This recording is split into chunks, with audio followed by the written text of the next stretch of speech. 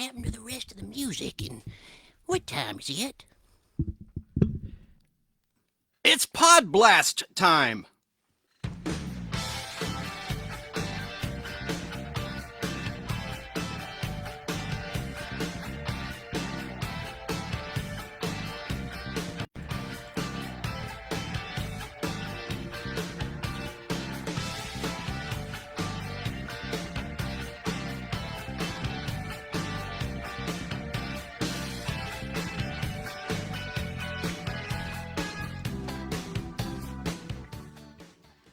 That's right, it's Podblast time. How you doing? How you doing? How you doing?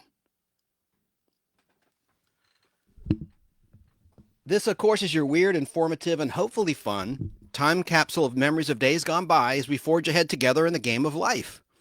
Specifically, we're talking pop culture history and life experiences that we all have in common. That's what the Nostalgic Podblast is all about. This is the Nostalgia Show with a bite. Welcome, I'm Chance Bartels, your host. No relation to Chance the Rapper. Ha ha ha. We've got a good one for you today, as Steve Harvey would say, and does say at the beginning of Family Feud when he hosts it. Of course, he always hosts it. He's the current host of Family Feud. So last night, for YouTubers only, I did a tribute to deceased actor David McCallum from NCIS and The Man from U.N.C.L.E.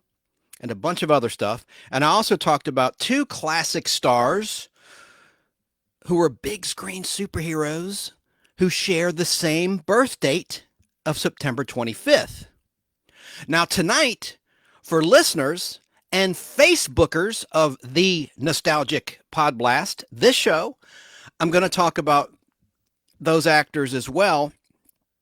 But what I didn't cover last night, which I will for you tonight, are these things. I have a 10-minute summer 2023 movie review from my 10-year-old niece, Molly. She's very intelligent, and she offers an interesting perspective of movies that she saw in the theater. 3 movies she saw with my younger sister, her mom. And she makes some great observations in her review of these 3 movies. Also new tonight will be our regular features, the old-fashioned expression of the week, the classic music video of the week, which is a newer feature, the TV cliche of the week, the fake rant of the week, the nostalgic toy of the week. And I think these are all good ones that I have for you. You be the judge. And these features will be complete with fun jingles, interviews with the stars, and other clips for your ears. So again, if you tuned into the official YouTube channel, The Nostalgic Podblast, and saw the live YouTube show last night, this will be a little bit repetitive just in the beginning. But again, I'm adding all of that aforementioned new, if you can call it new, material for tonight. So this edition of the Nostalgic Podblast should be about 2 hours long. If you want to call in to talk about David McCallum, Christopher Reeve, Mark Hamill, or summer 2023 movies, or anything nostalgic, the number is 770-438-1050, or comment here in the Facebook Live chat comment area with your thoughts. But we must begin with this. From Variety.com, last night I credited this as being from the Hollywood Reporter. Oops, it was actually Variety.com. Headline: David McCallum, star of NCIS and The Man from U.N.C.L.E., dies at the age of 90.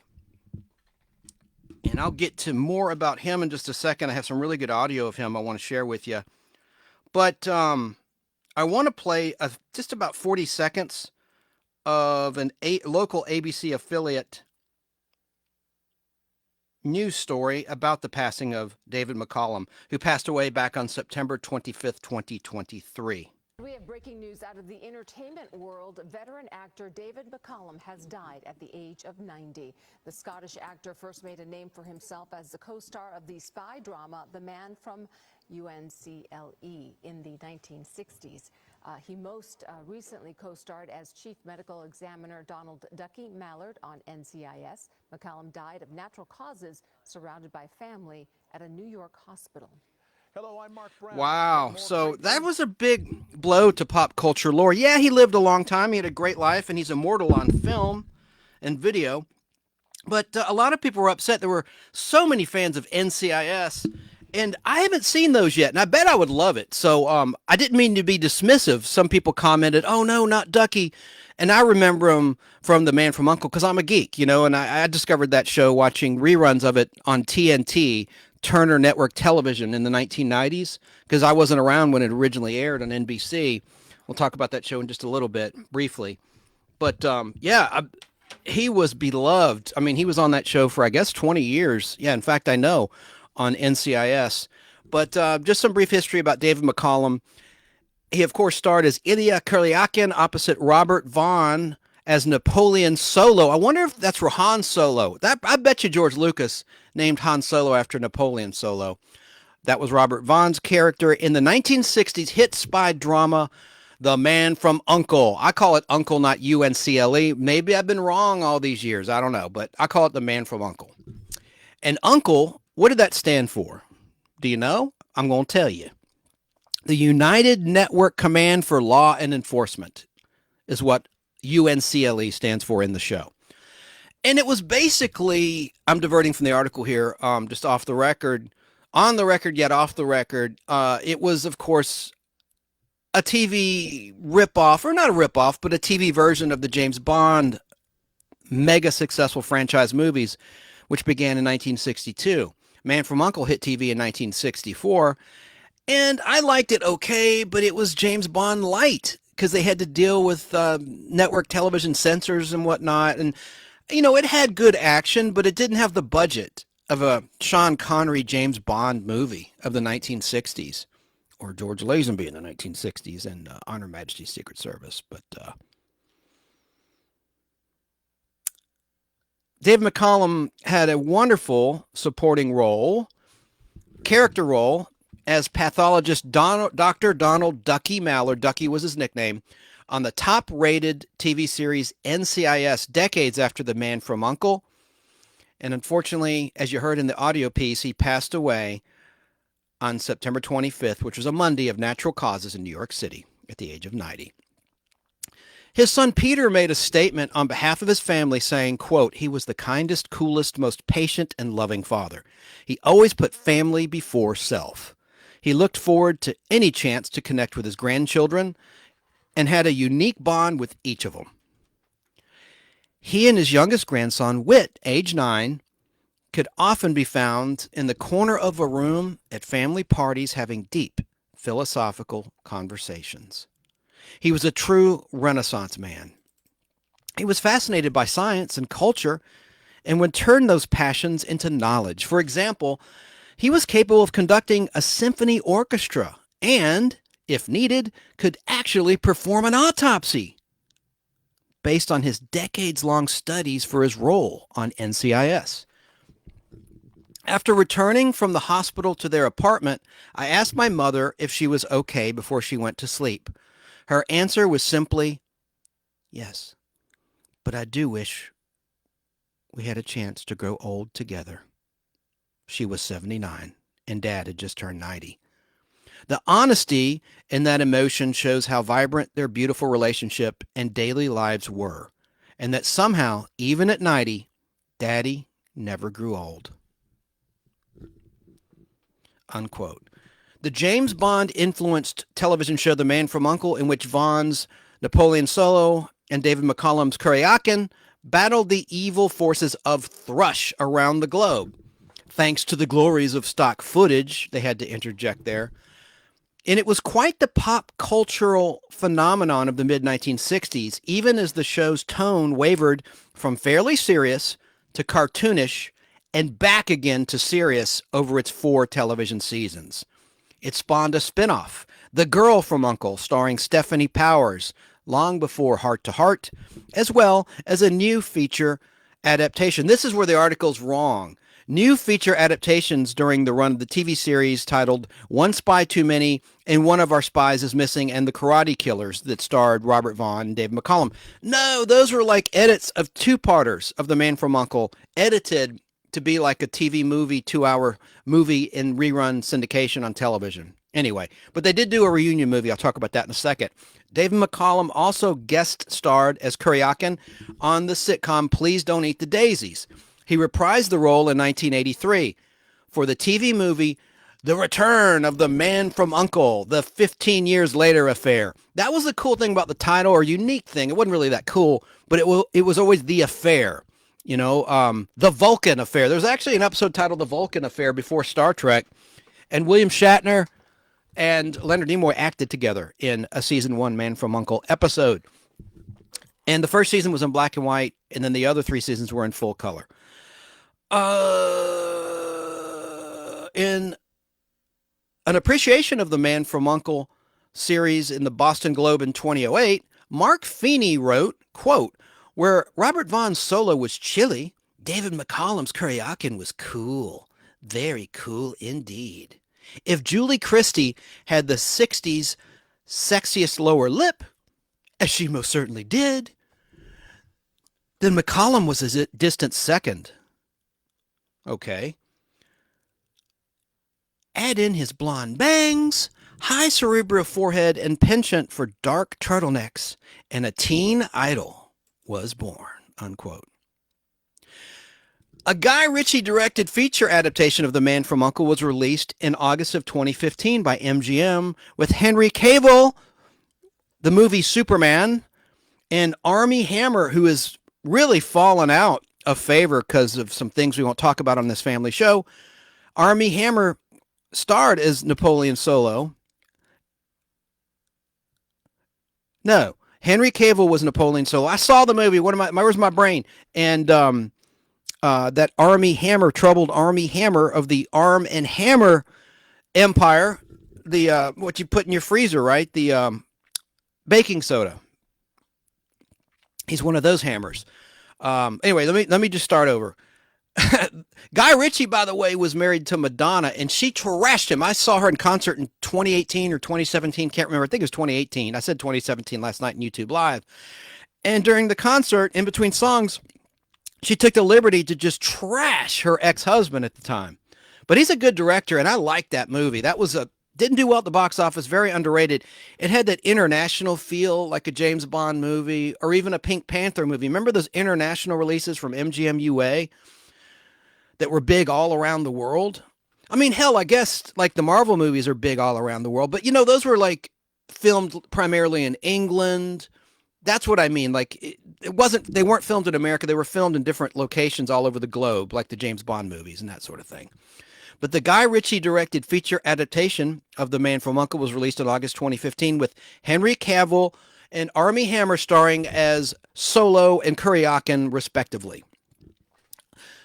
On CBS's Smash NCIS, centering on a team of agents from the Naval Criminal Investigative Service led by Mark Harmon's Leroy Jethro Gibbs, David McCallum's Dr. Mallard, Ducky, if you will, offered not only key forensic clues, but also served as a criminal profiler.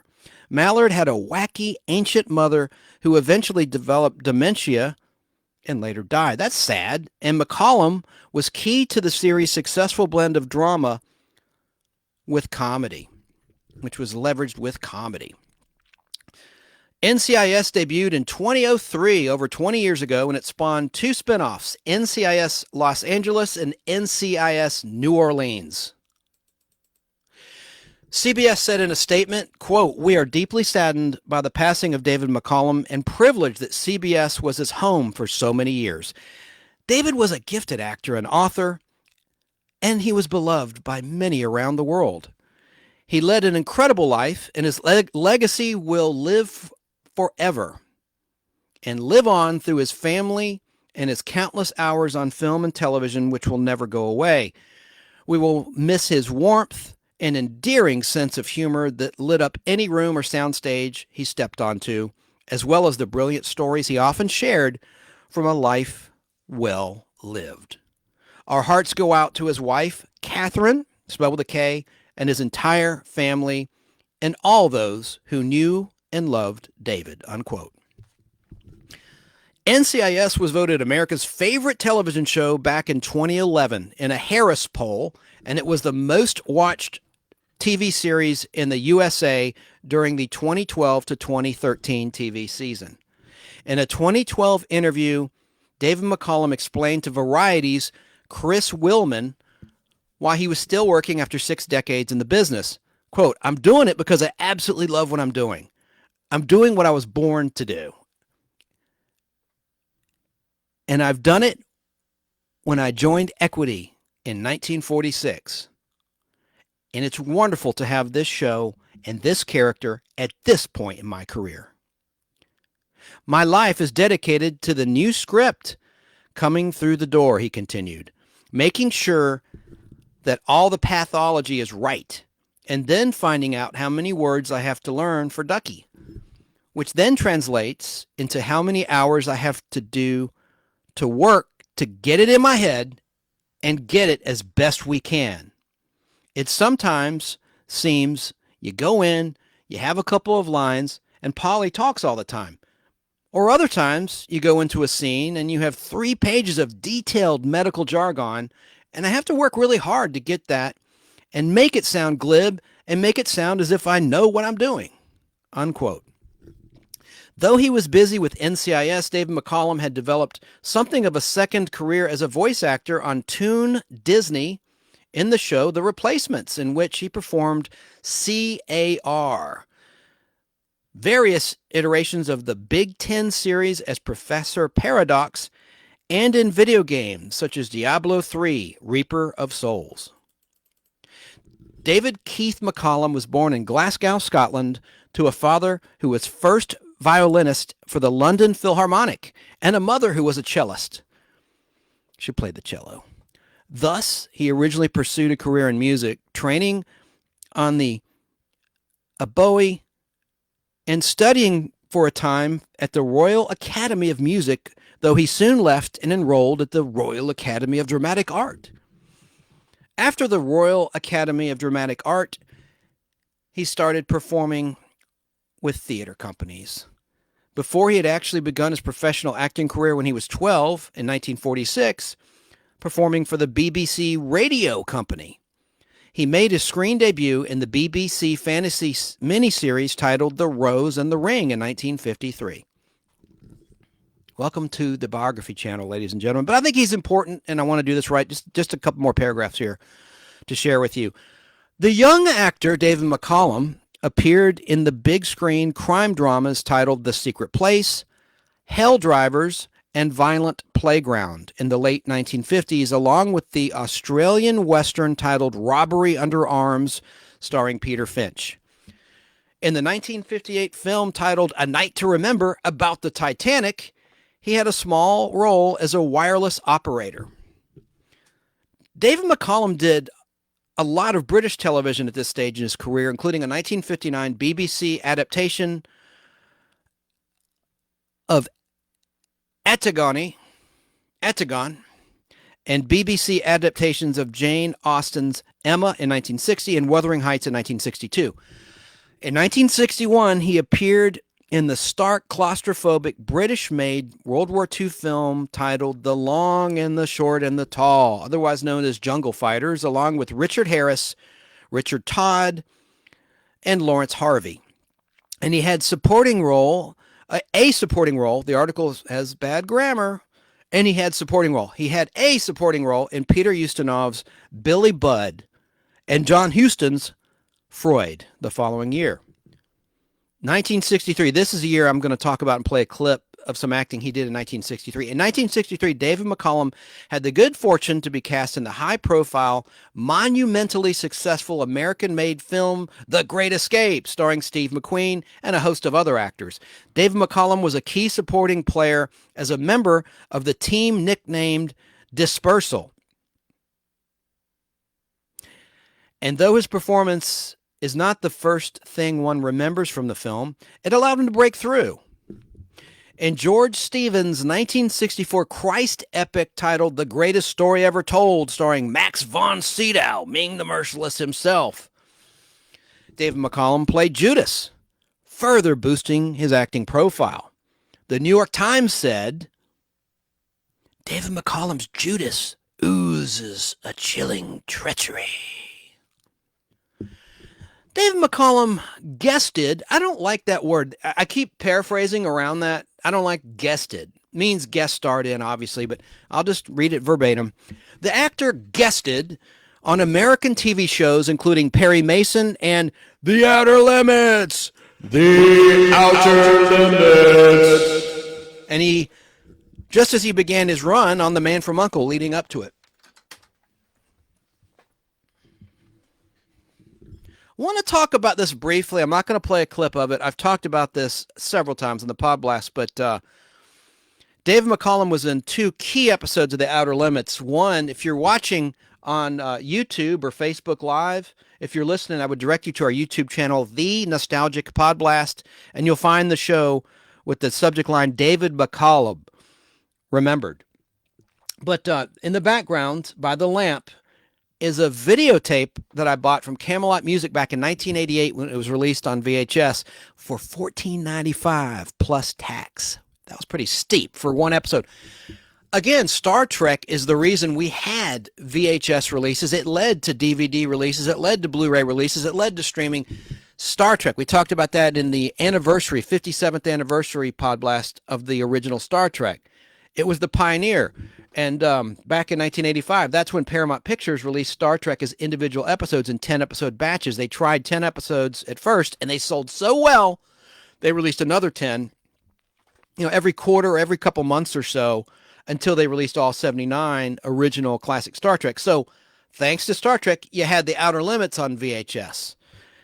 And they first released 3 episodes, The Galaxy Being, which was the Outer Limits pilot, and The Man with the Power, starring Donald Pleasance, future Loomis in the Halloween movies, who took on Michael Myers, and 100 Days of the Dragon, a really chilling Outer Limits episode, not really with monsters. It had human monsters from China that had impersonated the U.S. president, played by Sidney Blackmer, from who later did Rosemary's Baby, the movie. But he played the president, and it was right before JFK was taken out. I don't want to say the word. I don't want to get flagged for saying, I don't want the bots to think I'm saying something, nefarious. But ironically, it aired, and it was filmed right before JFK was taken out. And in this Outer Limits, the 100 Days of the Dragon, man, this plastic surgeon alters a spy's face to look like the president. And they show, this guy getting shot in the face, the real president. I don't want to say it, but it's a chilling episode. Anyway, those were the first 3 released on videotape, and it was in a hard clamshell. I think I have it here in the background. I don't know. It's in my collection. It might be in storage. I thought I'd pulled one of those clamshell cases. Remember, VHS had hard clamshell plastic cases?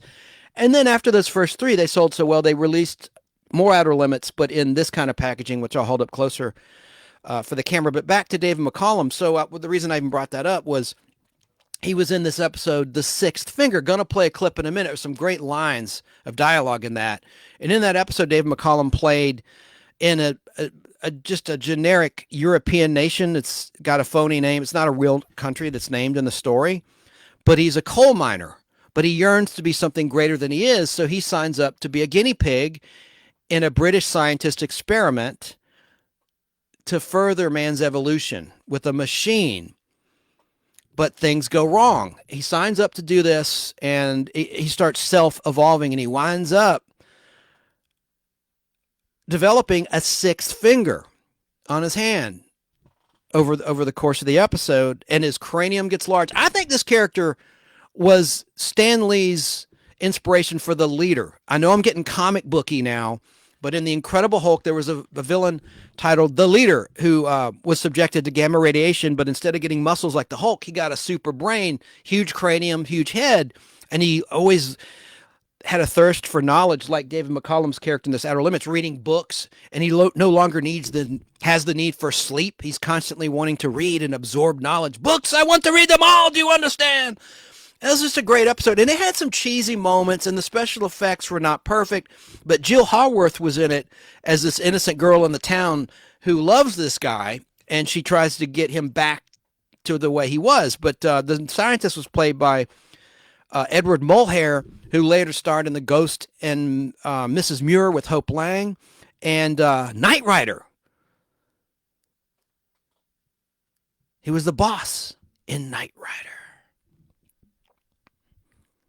You know what KITT stands for? KITT? Knight Industries 2000, by the way. Just a little piece of useless trivia there. So the other Outer Limits that David McCallum acted in was a proposed spinoff for the Outer Limits. It was going to be a horror 1-hour anthology. Anthology meaning different actors each week, different story each week. But it was going to be a horror story.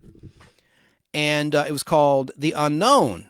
And I've talked before, I won't rehash, the Invaders show, which was a few years after The Unknown didn't make it, had the same musical master, Dominique Frontier, who had left the Outer Limits. He did the music for season 1 of Outer Limits, and he left the Outer Limits to work for Quinn Martin on 12 O'Clock High the following season. And but The Unknown did not sell. ABC went with the Voyage to the Bottom of the Sea Irwin Allen show for the 64-65 season, but it was all good for David McCallum because it was an anthology. He wouldn't have been the star of this thing anyway, whether it was picked up or not. It would have had different actors every week. But in the form of Things Unknown, he plays a character who can alter time and bring back loved ones, bring back the dead. And unfortunately, he brings back a killer, unbeknownst to him. And it's a really dramatic show. And they re-edited it as a regular episode of The Outer Limits for the season 1 finale. And they retitled it The Form of Things Unknown.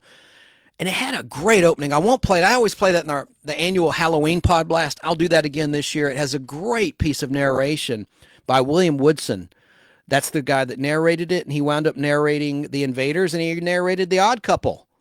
It was the voice of the opening to The Odd Couple, William Woodson. Let me just finish this article, and then I'll play a clip of David McCallum in the Sixth Finger Outer Limits episode. Some great dialogue. It's awesome audio, I think, and the audio quality is really strong in it. So I left off with David McCallum guest starring in American classic TV shows Perry Mason and The Outer Limits just before he began his run on The Man from U.N.C.L.E. McCallum starred in the critically acclaimed BBC Universal television series Colditz, which is spelled cold like Cold War, ITZ. Cold It's, like a Ritz cracker. Cold Ritz, Cold It's, which ran from 1972 to 1974 and followed the lives of British prisoners held in a castle by the Nazis during World War II. And then around that time, this isn't in the article, this is something out of my head I want to share with you. Dave McCallum was in a great $6 Million Man TV movie. Before it was a weekly series, there were 90-minute movies. There were 2 90-minute movies and then a 2-hour movie as a movie of the week, and the ratings just kept getting stronger and stronger and stronger with each movie. David McCallum played a character in the second $6 Million Man cyborg television movie titled Wine, Women, and War. And also in that cast was Eric Braeden, long before he was Victor on The Young and the Restless. But he played a villain, a British villain in that. And Britt Eklund was in it right before she was in the James Bond movie, the second Roger Moore Bond movie, The Man with the Golden Gun. And she was so pretty in that. And it had a really adult script. Glenn A. Larson, creator of Battlestar Galactica, Knight Rider, BJ and the Bear, and all these TV shows, Elias Smith and Jones. I did a whole 6-hour podblast on Glenn A. Larson. If you want to look it up, it's on the YouTube channel. Hit videos, scroll down. By the way, I would encourage you to do that to find any topic you like. I cover a lot of different nostalgic topics. Just look at the subject line and you might find something you're interested in. Or if you're on a podcast platform, same thing. Apple, just keep loading more and you'll see the Glenn A. Larson show. It's good audio because I of the clips, not me. I don't like to hear my own voice. That's why I'm not wearing my headphones. I stopped doing that. It's not, I mean, why should you listen, right? If I don't, I'm just saying, I really don't like to hear my own voice. I'm telling you the truth there. It's the clips. The show is all about the information and the nostalgia and our shared memories. That's what it's all about. But, so that Wine, Women, and War, there was some like really dirty double meaning dialogue. This is a family show and my niece is probably going to tune in and maybe my nephew. So I got to keep this a clean show. I won't even say the line. It's just, there was really some weird stuff that Colonel Steve Austin said to Britt Eklund's character in that, but it's action packed. And, I love that story and the villains die. And there's all sorts of action, and there's a song too by Dusty Springfield. They tried to make it like a James Bond song. It's not very good, but look it up on YouTube if you want. I've played it before on the show. I'll spare you. I won't play it in this edition of the Nostalgic Podblast. I'll spare your ears because it's not very good. It goes, he's the man, $6 million man. He's the man. He's the man. I'm off key again. Oh, well. I got to have a sip. Hang on a second, folks. Oh, man. It's kryptonite! No, it's Mountain Dew. I haven't had Mountain Dew in years. They were out of my regular drink, so I got Mountain Dew. That's why I'm wired. I think there's more caffeine in Mountain Dew than in any soft drink, or is it Sunkist? I think that Sunkist is the only orange soda has caffeine. Fanta Orange doesn't have caffeine in it. I think it's Sunkist that has the most, but woo, Mountain Dew's up there. But I quit drinking it because they say Yellow 5 isn't good for guys, if you know what I'm saying. Family show. That's why I quit drinking it years ago, but for some reason I'm drinking it now. Kryptonite. Oh God. Kryptonite for your wee wee. Anyway, let me see here. Where was I? Oh yeah, because I want to tell you about the $6 Million Man, Why Women in War. Well, in 1975, mid-70s, David McCallum starred in the NBC hour-long sci-fi drama The Invisible Man, but that only lasted for a single season. Not true, article. It only lasted 13 episodes, less than a season. It got axed in the middle of its only season. And so David McCallum also starred in the critically hailed miniseries adaptation of Robert Louis Stevenson's Kidnapped for Britain's ITV, and starred opposite Joanna Lumley in the ITV sci-fi series titled Sapphire and Steel, which ran for 6 seasons beginning in 1979. David McCallum reunited with his former Man from U.N.C.L.E. co-star Robert Vaughn, who at that point in time was a series regular on the last season of NBC's The A-Team, for an episode of The A-Team called The Say Uncle Affair in 1986. David McCallum guested, I hate that word that this writer uses, guested on the Father Dowling Mysteries, Murder, She Wrote, Sequest 2032, Babylon 5, Law and Order, and even Sex and the City. And the actor had a small role in the charming British-Irish film titled Hear My Song from 1991. And on the BBC, during this time, he was a series regular on Trainer. In the U.S., he recurred as Fox's ahead of its time cyber thriller VR5, starring Laurie Singer from Footloose with Kevin Bacon. In 1995 to 1997, he was in VR5. And then on Richard Dreyfuss's vehicle titled The Education of Max Bickford in 2001. What a bad writer. When he guested on Jack, and you should keep saying his name. A lot, he just says he, and so I'm adding the name in case you're tuning in late. We're talking about David McCallum, who sadly passed away back on September 25th, 2023. Great character actor. But when David McCallum guested on Jag in 2003 at the age of 70, in the backdoor pilot for NCIS, McCallum had no idea that he was about to fill his dance card for the next decade plus of acting on that show. At the height of his fame in the 1960s, we're at the final stretch of this article, folks, and we'll get to some clips so I can rest my throat there and rest your help. You can get over my terrible voice too. At the height of his fame in the 1960s, McCallum recorded 4 albums for Capitol Records. I did not know that. These were not opportunities for him to sing. Instead, the classically trained musician conceived a blend of a Bowie, a British, which is an English horn, and strings with guitar and drums, presenting instrumental interpretations of current hits. Had to have been better than William Shatner, especially, doesn't sound like he was singing. It was just instrumental. But Shatner singing, that is bizarre, to say the least. Mr. Tambourine Man! Look up the Transform Man record 1968 on YouTube. I think someone uploaded the whole thing. It's astonishing. I have it on compact disc. Incredible.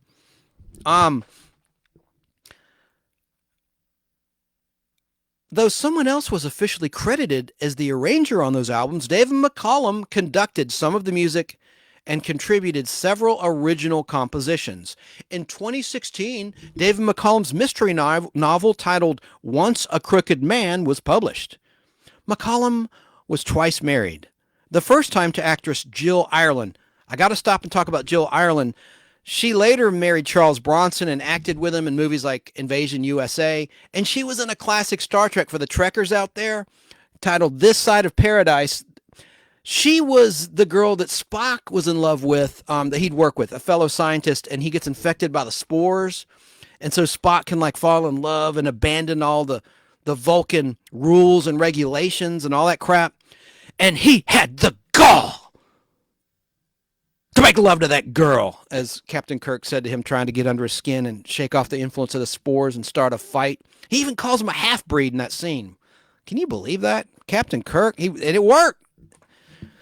The character got under Spock's skin all right and almost got killed in the process because Vulcans have not 5 times human strength. They're stronger than humans, and they age slower.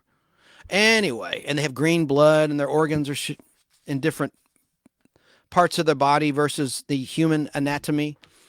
Anyway, Jill Ireland, and she sadly passed away of breast cancer, and she was in the first episode of The Man from U.N.C.L.E. with her husband. Anyway,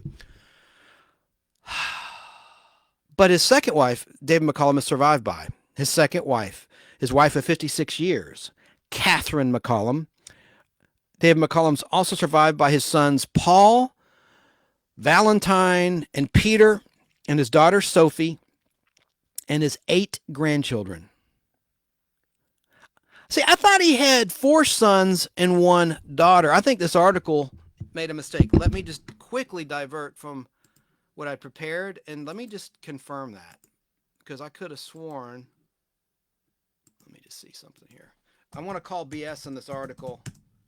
How do these people get writing jobs when there's people like me that could do such a better job? I think no hubris intended. Let's see here.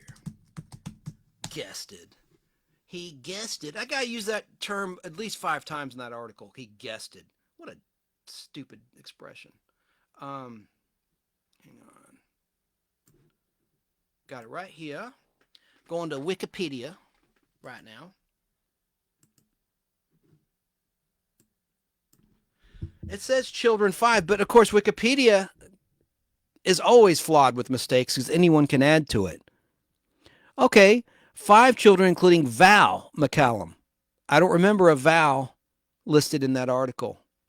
Hang on a second, folks. Let me just get to the personal life aspect.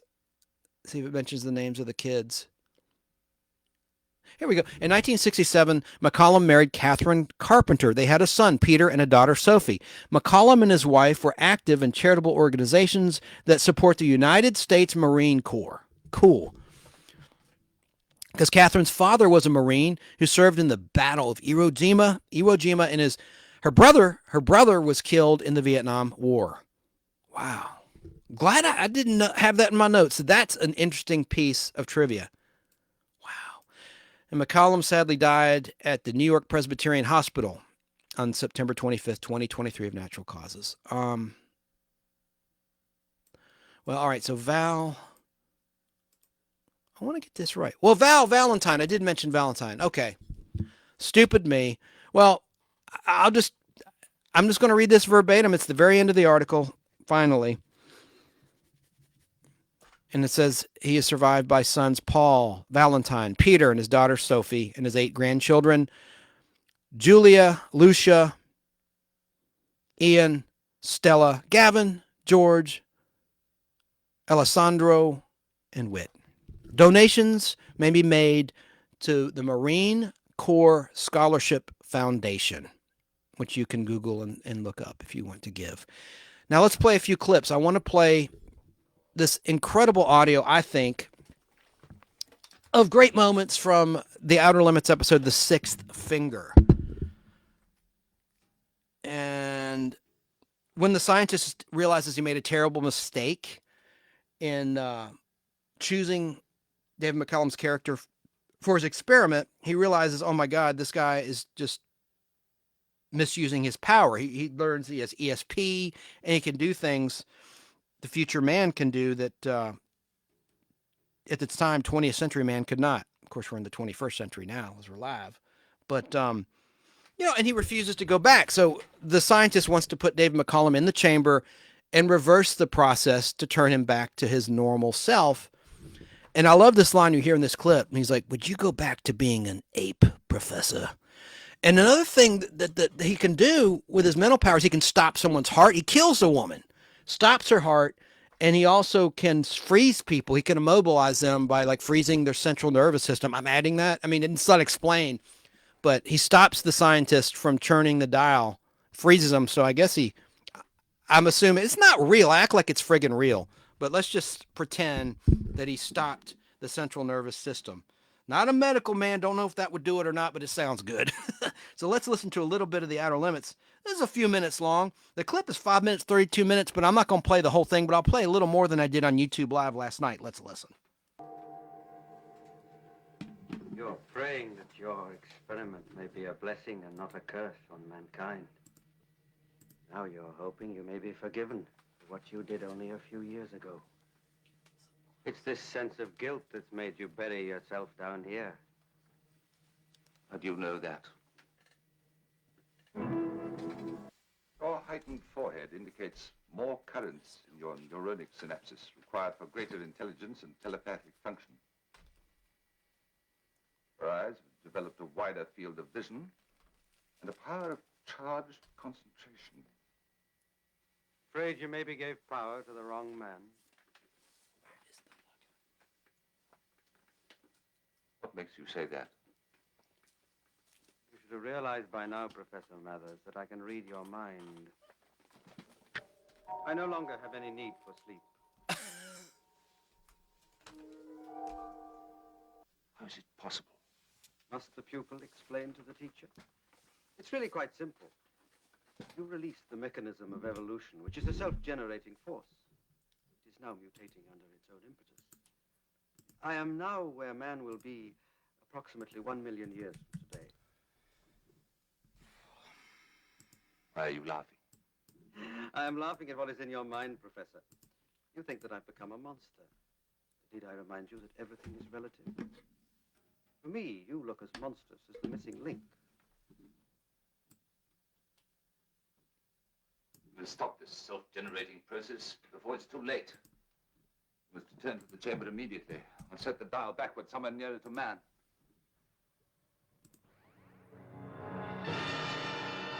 Would you Freezes be willing him. to go back to an ape, Professor?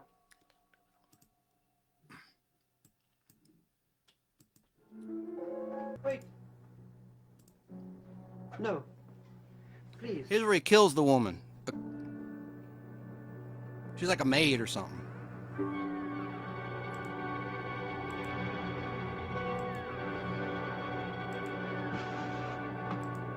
Was it an accident? Your race is too prejudiced to tolerate any differences from its own kind. She saw me only as a monster, and it was in her mind to run to the village and arouse its inhabitants. They would come with their primitive weapons to obliterate me. I wanted to stop her, and I stopped her heart. Man. You feel no remorse. Or would it bring her back? Are you still not afraid of me? Here's Jill Haworth. She sees Your town must be utterly destroyed. how he looks like a monster, like you see on the camera. Anyone that's watching on the Nostalgic Podblast YouTube channel or Facebook Live group. An example must be made.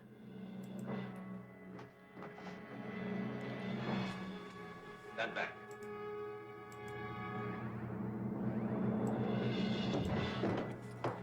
The scientist holds a gun on him, and he uses his mind to somehow, with kinetic energy, like, have the gun fly out of his hand.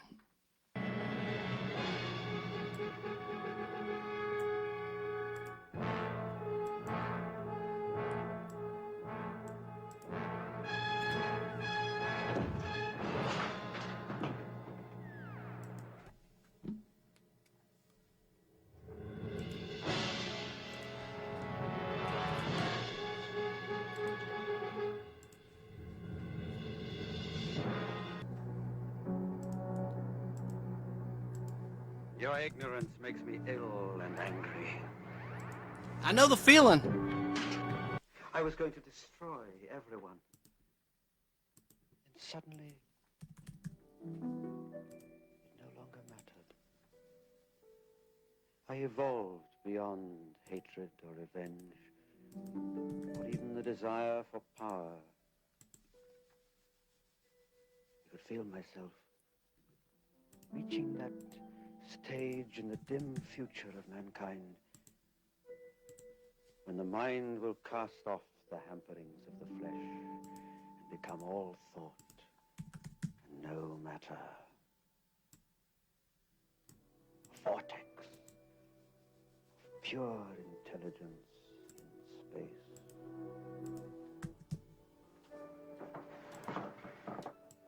It is the goal of evolution. Man's final destiny is to become what he imagined in the beginning, when he first learned the idea of the angels. Will you help me to go forward? I shall return to that chamber. You must turn this dial to its furthest limit, all the way into the future, into infinity. Won't you help me now to achieve the ultimate?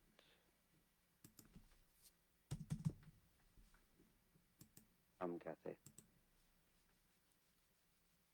Now must I break the last barrier between the flesh and the spirit. Goodbye, Kathy.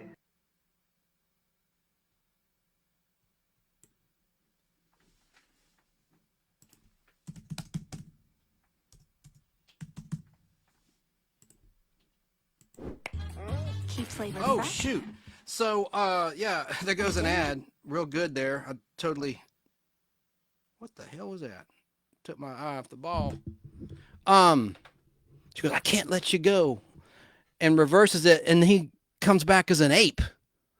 And that reminds me, the guy that played him as an ape, or there was actually a primate, a guy in a monkey suit, and he did this a lot. He played Debbie the Bloop, like large size, in a season 1 black and white episode of Lost in Space, the 9th episode that aired, titled The Oasis. I always mispronounce his name because he was on Buzzer recently on This Is Your Life, and I always thought it was Janos Prochaska, but it's what was it? It's spelled Janos, last name Prochaska, and it's I think it's Janos or something. I can't remember, but I'm saying it wrong. I'm admitting that right now to you. And but he always played.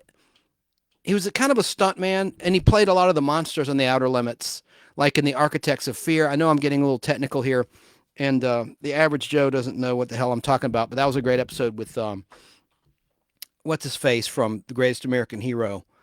Oh, now I got to look him up. He was in several Outer Limits. Let me look that up. Oh gosh, he was the FBI agent in The Greatest American Hero. Oh, I can't believe I can't remember.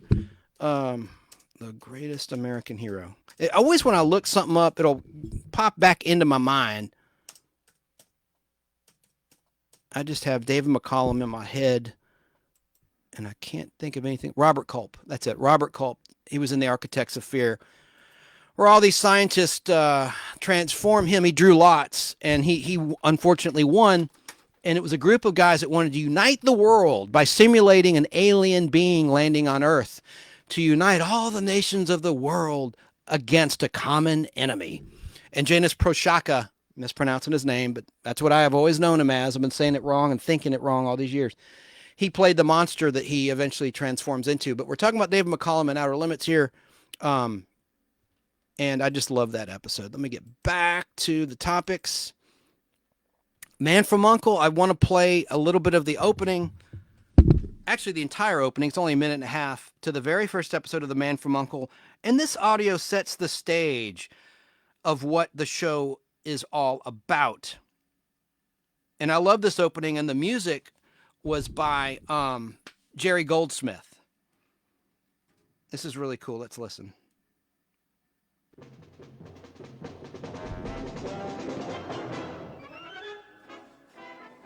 York City. On a street in the East 40s, there's an ordinary tailor shop. Oh, Or is it ordinary? We entered through the agent's entrance, and we are now in UNCLE headquarters. That's the United Network Command for Law and Enforcement. UNCLE is an organization consisting of agents of all nationalities. It's involved in maintaining political and legal order anywhere in the world.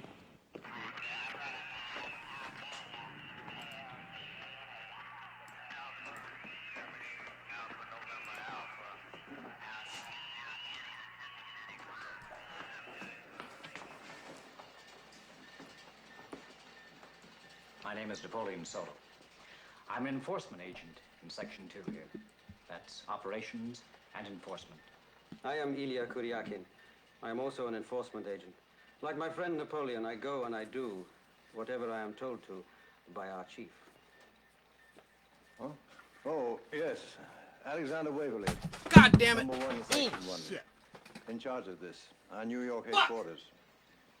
It's from here that I send these young men on their various missions.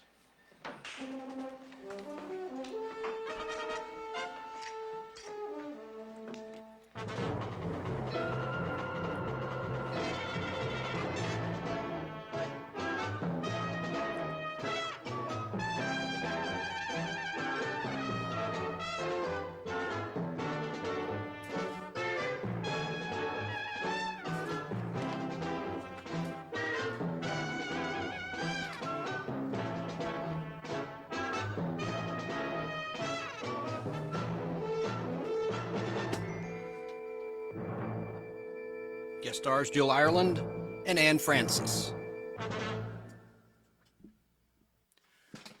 So, Anne Francis was beautiful. Of course, she was in Forbidden Planet, which had Leslie Nielsen, of all people, and Richard Anderson in the cast, among others, like Walter Pidgeon. But she was Honey West. She passed away, I think, in 2016, but she guest starred in the very first Man from U.N.C.L.E., along with Jill Ireland, David McCallum's wife there.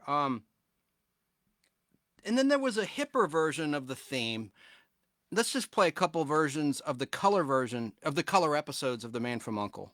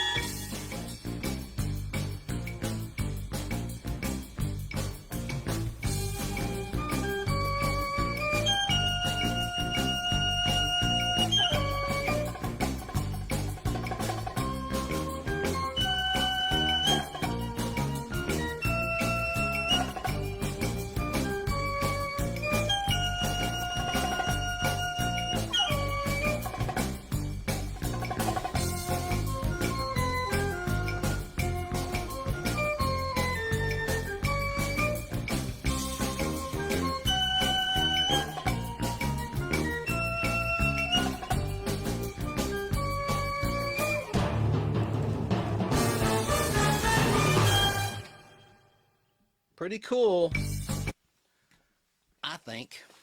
Now, some brief history about The Man from U.N.C.L.E., and then we're going to talk about something else. We're going to get to the movie reviews by my 10-year-old niece, Molly. She reviewed 3 summer movies she saw this past summer, 2023, in the theater, and I'm super excited about it.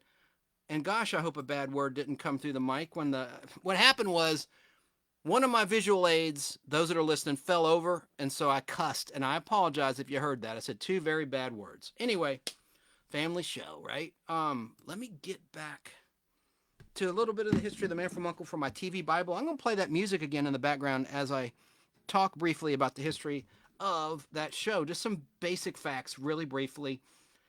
And then I want to play a clip of David McCallum talking about working with Robert Vaughn on The Man from U.N.C.L.E. The Man from U.N.C.L.E. had 105 episodes over 4 television seasons, and that reunion movie I already talked about, titled The Return of the Man from U.N.C.L.E., the 15 years later affair.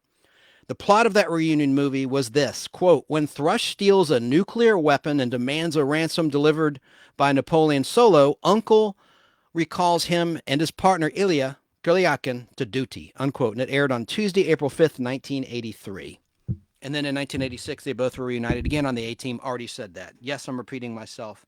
But let me read a little bit about The Man from U.N.C.L.E. to you from my Bible, my TV Bible.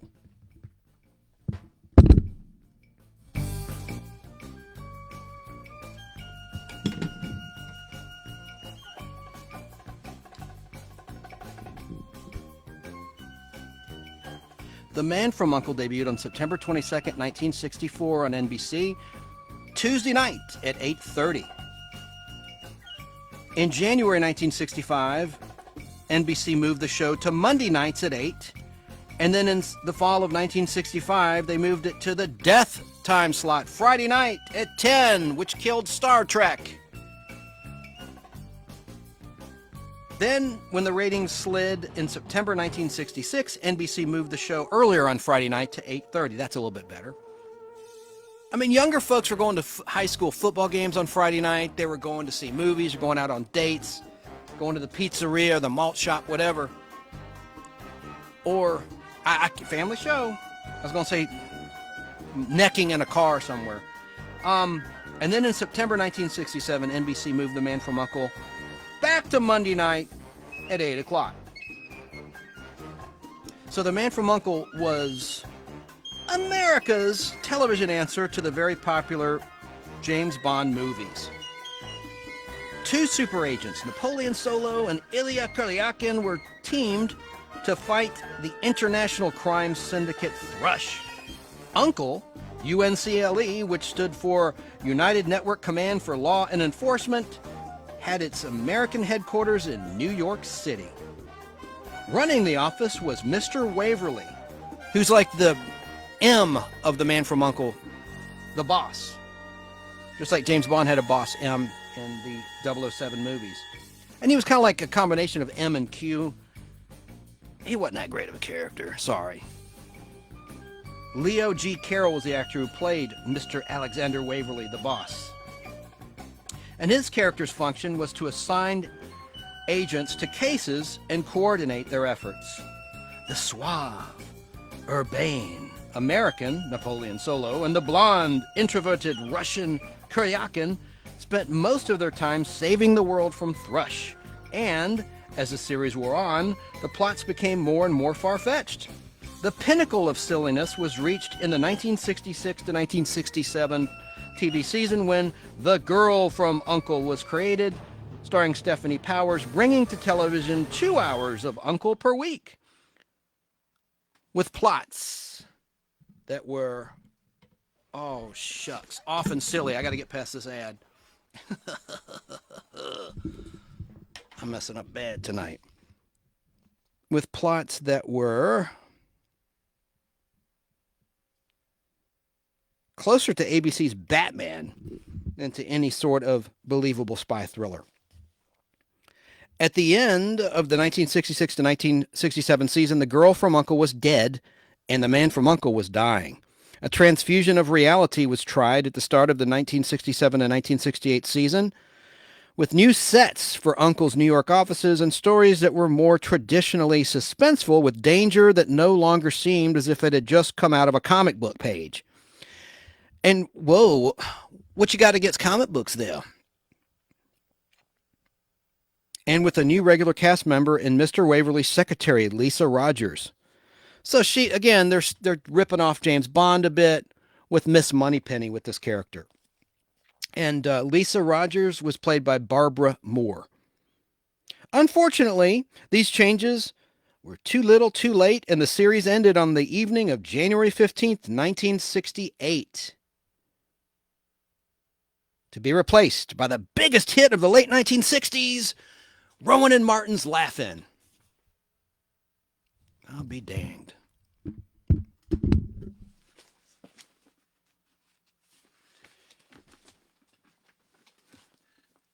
Now, really quickly, I want to talk about The Invisible Man. I won't spend a lot of time on that. The other show that David McCallum starred in the 1970s, long before NCIS.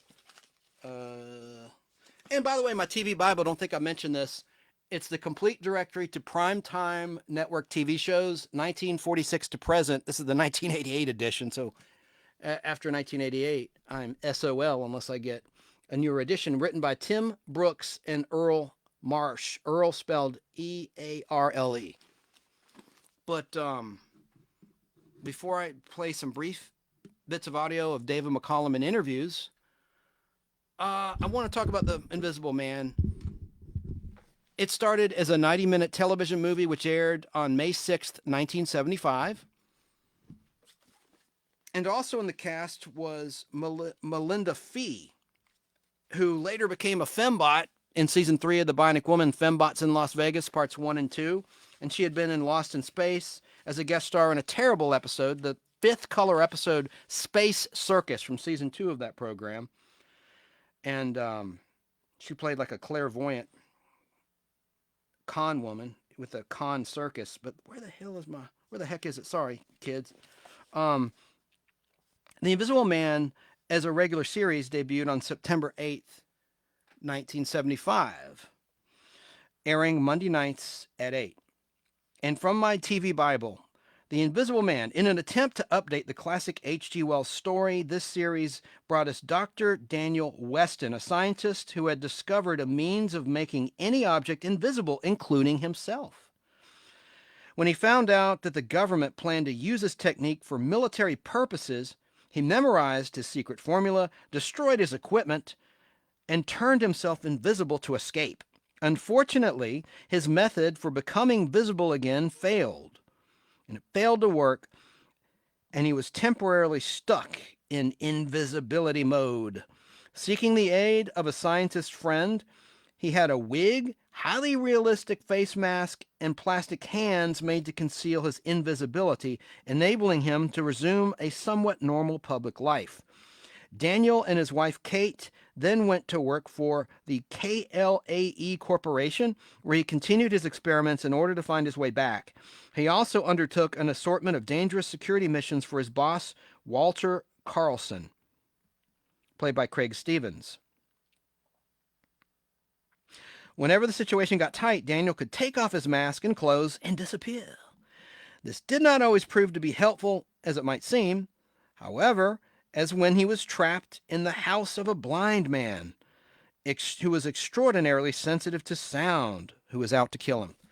So that's The Invisible Man. My favorite interpretation of that whole concept was not the classic Universal monster horror film, The Invisible Man, but I liked a movie called Hollow Man from the year 2000, starring Kevin Bacon. It was an R-rated thriller, and it was directed by the guy Paul Verhoeven, who directed RoboCop and Showgirls. He's kind of a creepy dude, but because he always shows a woman, I don't want to say the word because kids might be listening or watching, he just always showed a woman being attacked, as he did in Hollow Man. Aside from that, I thought the movie was a heck of a lot of fun, where he basically snaps. You know, it's kind of like Dr. Smith. I always conjectured that Dr. Smith lost his mind, the character, when the Jupiter 2 lifted off and he screams. He goes, "Ah! I think that's where he snapped. And the same thing happens to Kevin Bacon's character in this movie. The formula makes him snap. It alters his mind, and he becomes a killer. That was my favorite version of that. And I discovered The Invisible Man on the Sci-Fi Channel. The Sci-Fi Channel launched in September 1992, and they would feature short-lived shows. I love this. The Sci-Fi Channel's series collection, and they played shows like The Magician, starring Bill Bixby, which lasted 1 year, The Invisible Man, Planet of the Apes, the TV show, which only lasted half a season, and The Immortal, a show I really like, starring Christopher George, who passed away sadly in 1983 of a heart attack. He was married to Linda Day George, beautiful woman, and he was the star of that show and lasted 1 year. It started as a TV movie, became a weekly series. And just like the title of the show implies, he was immortal. His character, he had immortal blood. So these rich guys were after him for his blood so they could live forever. And so he was on the run. It had a fugitive element to it, and they released him on DVD. I have the DVDs, and that's a really cool show. The Immortal, which the Sci-Fi Channel featured in their sci-fi series collection. So I guess that's all I have. I do want to play the theme for just a 1-minute clip of The Invisible Man starring David McCallum. And did I mention... Oh, I want to tell you why I think the show failed. It had some pretty stiff ratings competition, being that it was on Monday nights at 8, because on the West Coast, you had Monday Night Football on ABC. On the West Coast, opposite The Invisible Man. And then on the East Coast, ABC had The Barbary Coast, which at the time was a new show starring William Shatner on ABC. It didn't last long on the East Coast. And then this was the worst competition of all, I think, because you didn't have Monday Night Football on the East and West Coast, just the West Coast, but coast to coast, you had the Mary Tyler Moore half-hour spinoffs, Rhoda and Phyllis, back-to-back on CBS, opposite The Invisible Man. That's why it only lasted 13 episodes and failed on NBC. Just a rotten time slot.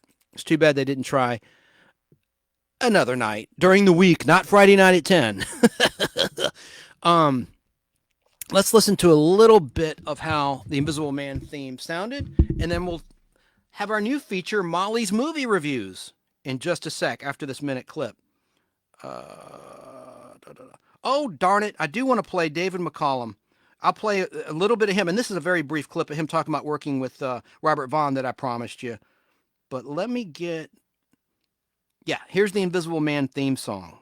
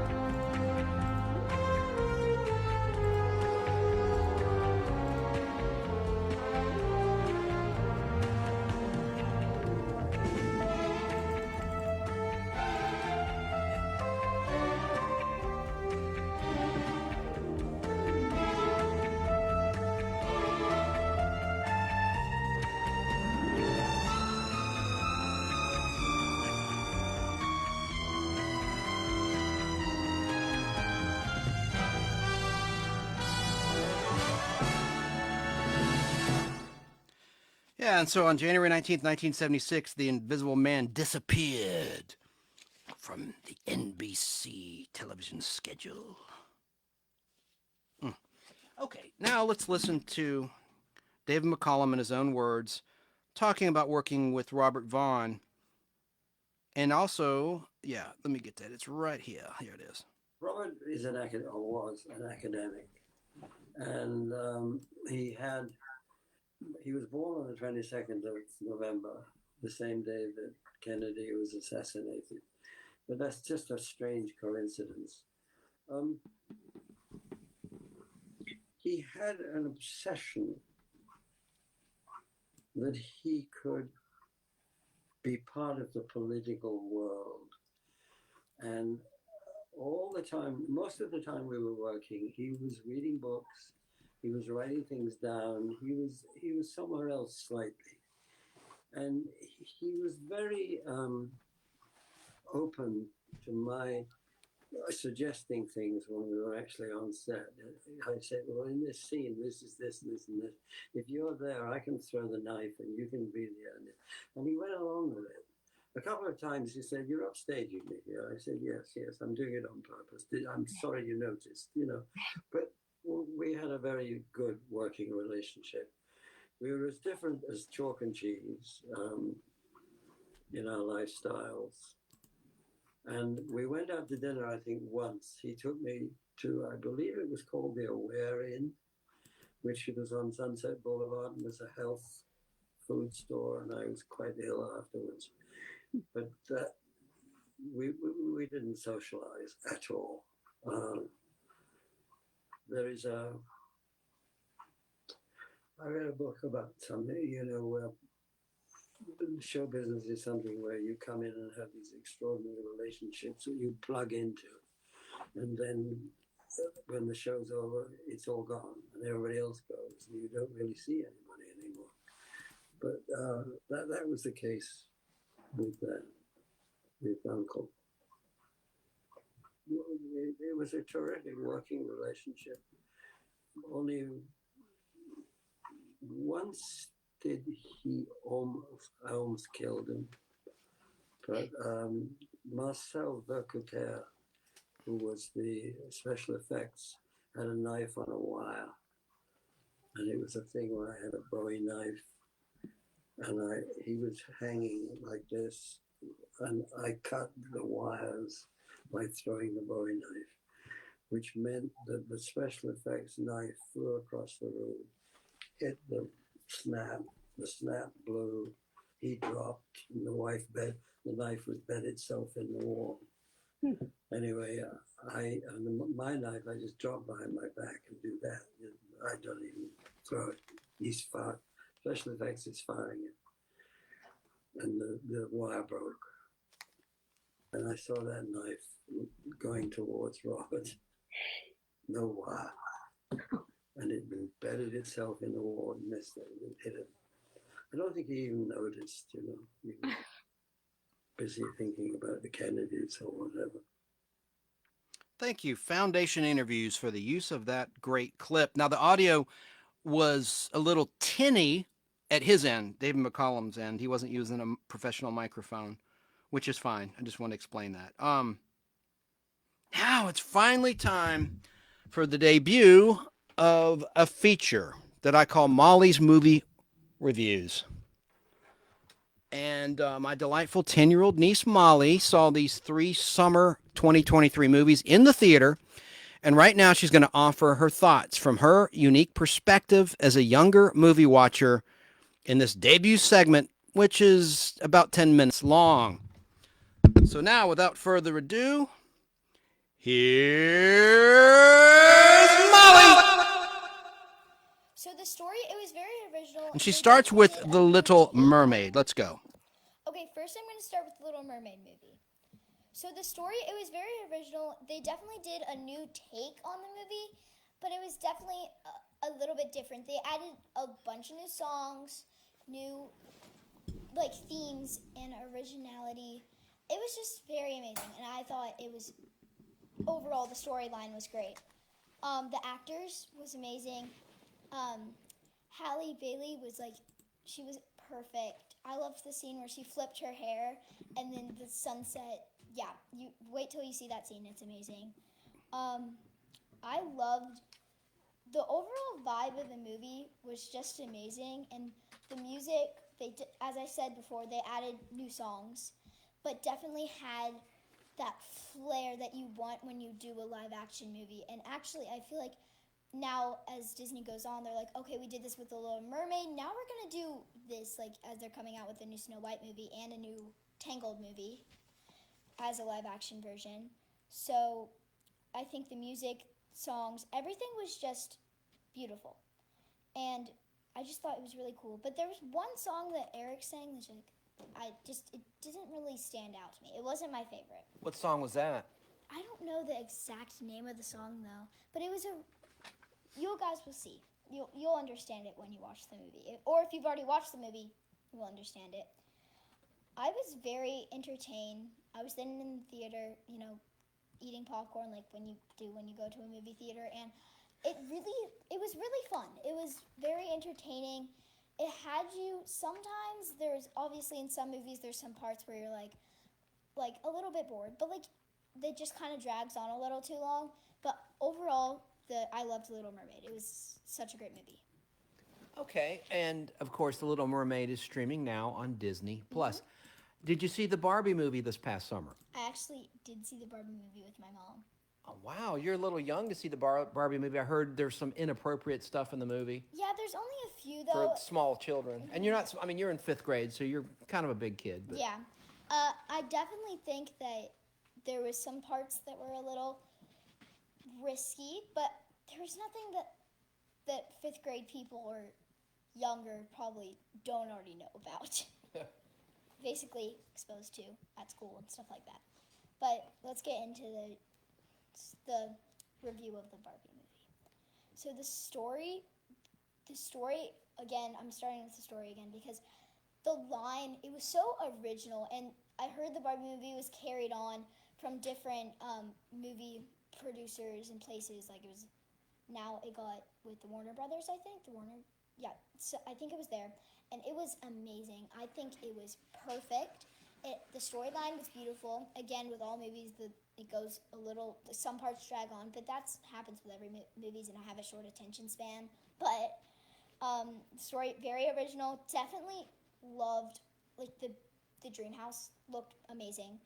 The acting, beautiful. Margot Robbie did amazing.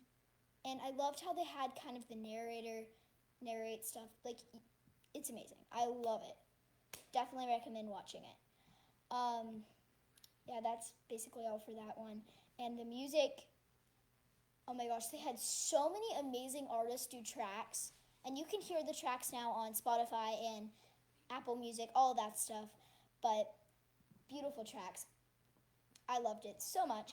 The music, like, it just, yeah, it always got the whole theater into, like, this big vibe, and everybody was just having a good time.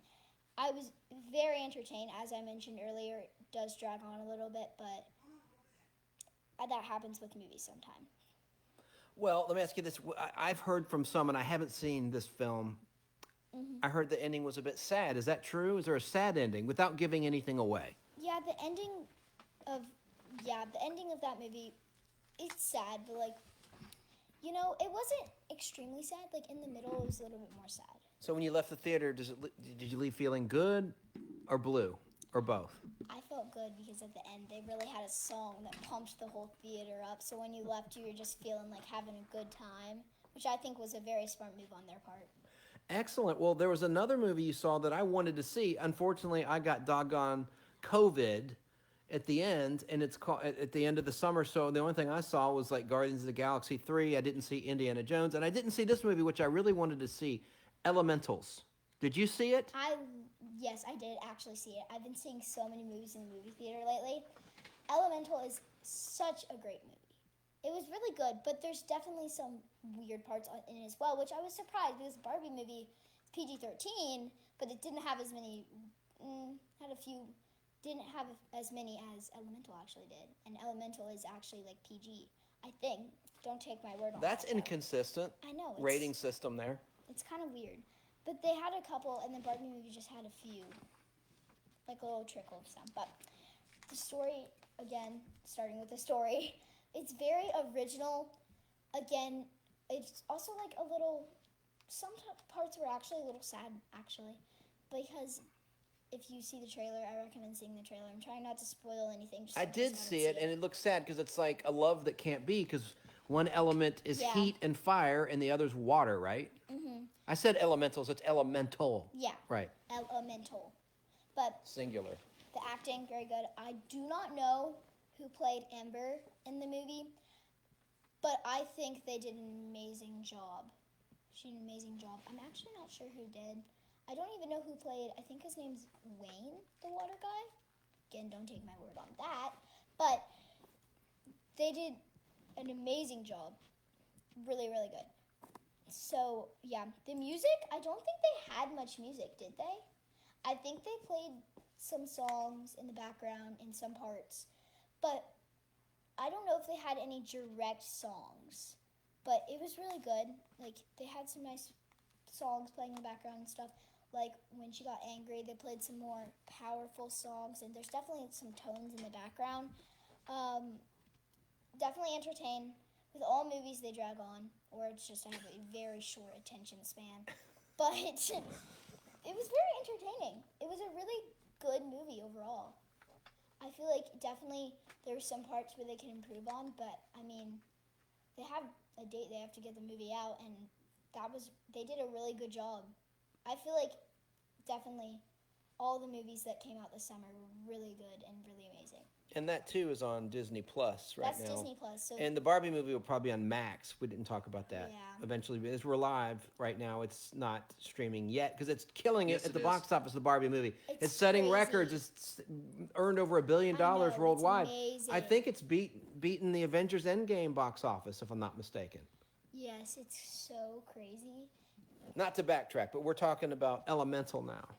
But So Elemental, I think that's what I so it's not a say. musical then. It's not a I assumed it musical. was a musical. I don't even think it has much music, but I think it might have a few songs, but nothing that they really sing. Like, the characters don't really sing, because with animated movies, because the Barbie movie and the Little Mermaid movie are obviously not animated, but with animated movies, they don't really have much, like, singing, but, like, the princess movies do a little bit more. But then, when you think about, like, the movies, and I've heard Disney is trying to do something where, like, they're trying not to add villains much into their movies anymore, which I think is personally crazy. Because, like, that's the whole fun part of the movie. It's like, what's going to happen next? But now... Yeah, I mean, going back when I was your age, I loved The Wizard of Oz. You had the I know, Wicked it's Witch of the amazing. West, and yeah. I just don't get it. Okay, well, and any final thoughts? Which of those three did you like the best? That's hard. I would have to say the Barbie movie. That's just my personal opinion. It's just the whole entire vibe with all the pink. And boys out here, I'm talking to you. I know you're going to think like I'm too cool to watch the Barbie movie because I don't like Barbies or stuff like that. But the Barbie movie is actually really entertaining. I believe you can get it for $24 somewhere, like on your TV at home. But I'm not sure anywhere else. But I feel like it's going to be coming out soon once the box It'll be office on slows Max. down. Yeah, eventually. By the time people hear this, it'll probably be on Max. Yeah. Or close to it. All right. Well, Molly, thank you for your time. Of course, you're my niece. And next year, I hope you can do another summer movie wrap-up. I hope so. All right. Bye. Bye. So that's Miss Molly and Molly's movie reviews. And yes, Barbie is on Max right now. I was mistaken. And it does have a premium, but eventually it'll be free on Max, of course. But it's just doing really well at the box office. I think she's a great communicator. Am I biased? Yes. But even if she weren't my niece, I'd say she really can. She has a way with words and communicating. So, but one thing I want to clarify, I said I had COVID at the end of the summer. I meant to say at the end of June. Whatever, who cares? Let's move on to something else. But I thought Molly did a fantastic job. So thank you, Molly, for that. Item. Let's talk about two movies that we all saw when we were kids, when we were Molly's age.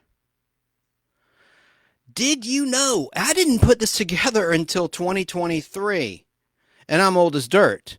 But did you know that both the big screen Superman, the Gen X big screen Superman, and Luke Skywalker were born on the same day, on the same date of September 25th, but a year apart. So happy belated birthday to Mark Hamill and happy heavenly birthday to Christopher Reeve. Just a year apart, but on the same day. And also, sadly, they each had terrible accidents. Mark Hamill had a car crash, a rollover crash, way back on Tuesday, January 11th, 1977, in which he suffered severe facial injuries. And then Chris Reeve had a terrible horse riding accident on Saturday, May 27th, 1995. So unfortunately, they have that in common as well. But about Mark Hamill's accident, Can you imagine? I mean, Star Wars was released on May 25th, 1977 in limited release, and then went wide in early June 77. And of course, the rest is history. But can you imagine sustaining that terrible injury? And thank goodness for plastic surgeons. They picked up the pieces very nicely. And I think by Return of the Jedi, he looked a lot like he did in the original film.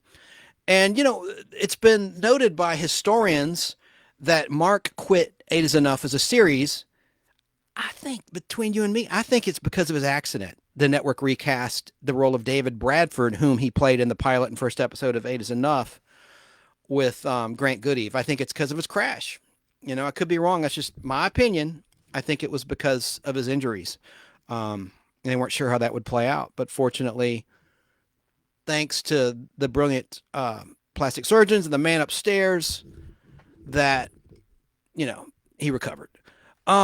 But I want to talk about Christopher Reeve. That's why in the background, if you're listening, I have all these Superman the movie items, and I have other items as well besides what I have on camera. But there's quite a bit of things like the Pepsi Superman the movie glasses, magazine covers, the soundtrack album. There's a great gatefold double truck picture of Christopher Reeve flying through the heavens in the background. A lunchbox that Daniel Cochran gave me when we were at Fistful of Radio Studios a couple years ago, with the thermos, I might add. Pretty cool. Tom Williams has that as well. I've seen in his house. He's moving, but at his former home, he had that. And anyway, there's also, and more importantly, I have an autograph of Christopher Reeve himself. He signed that for me in May of 1994 on a Saturday. We'll talk about that later, and I'll show that closer for the camera. I did feature it last night in YouTube Live, where I was talking about the death of David McCallum and honoring Christopher Reeve on his heavenly birthday of September 25th. And the Blu-ray, I don't want to get ahead of myself, and there's Topps cards, a sealed box of Superman the movie Topps cards, Series 1, and I'll show you some of these cards in just a moment, but I've got some awesome audio of Good Morning America from the premiere of Superman the movie. Before the country saw it, there was a private premiere in Washington, D.C. on December 11th, 1978. And I have some great audio, David Hartman talking to Christopher Reeve and Margot Kidder and Gene Hackman. This is really good stuff. But happy heavenly belated birthday to actor Christopher Reeve, who was born on Thursday, September 25th, 1952 in New York, New York. In 2023, after September 25th, he would have been 71 years old. Sadly, Chris Reeve passed away back on Sunday, October 10th, 2004, at the age of 52. Chris Reeve's non-smoker second wife, Dana Reeve, also passed away from lung cancer, of all things, on Monday, March 6th, 2006. Which was weird because she never smoked, reportedly, but she was a nightclub singer and she performed in places where smoking was permitted. So it could have been secondhand smoke. The terrible thing is someone can suffer from the affliction of lung cancer without having smoked a day in their life. Anyway, awful. Now, both are survived, Dana Reeve and Chris Reeve, by their son, Will Reeve, who was born on Sunday, June 7th, 1992. And both Christopher Reeve and son, Will Reeve, were 6 feet 4 inches tall. And Will is 6 feet 4 inches tall. Now, Christopher Reeve obviously is best known to moviegoers for starring as Kal-El from the planet Krypton in 4 Superman movies between the years 1978 and 1987, in terms of years of release. And he also was in the 1980 cult classic film Somewhere in Time that many people love. A lot of women like that movie. It's a great time travel romantic feature film directed by Janat Schwartz, who directed Supergirl, which was released in 1984, filmed in 1983 over in England. This coming December 15th, 2023 will mark the 45th anniversary of the release of Superman the movie in the USA. In wide release after that premiere in Washington, D.C. in 1978. Speaking of, let's listen to a little bit of the coverage of that premiere on Good Morning America, and this is really nice, clear audio. Let me find it, and I'll show some collectibles while it's playing for the viewers in the Nostalgic Podblast YouTube channel or on Facebook Live in the Facebook group, The Nostalgic Podblast. Let me get this for you now. David Hartman. Did you ever hear the story about the Sunday school Okay. teacher who was I've got to fast forward to right here.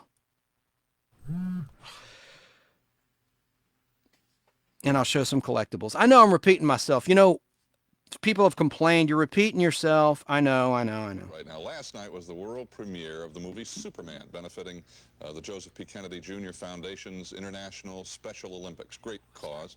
The movie opened with a tremendous ceremony in Washington. Pat Collins was there, and here's a report. David, it's the dream of every movie producer to have a Washington premiere. Not only do you get the movie stars, you get the political stars as well. And for the Superman opening, even the President of the United States is here. First Lady Rosalind Carter was a key supporter of tonight's event, along with members of the Kennedy family, numerous political figures, and star athletes. Marlon Brando, who plays Superman's father in the movie, could not make it tonight, but I talked to lots of others who did. Big surprise. He was a Of course, recluse. the big man of the evening, and I do mean big, is the new Superman, Christopher Reeve. Chris, you look a lot different from when I saw you a year ago, July. What did you do to yourself? Well, when I was hired for this part, I looked like an asparagus, and, we had to change. I simply put a poster up. Well, I don't know.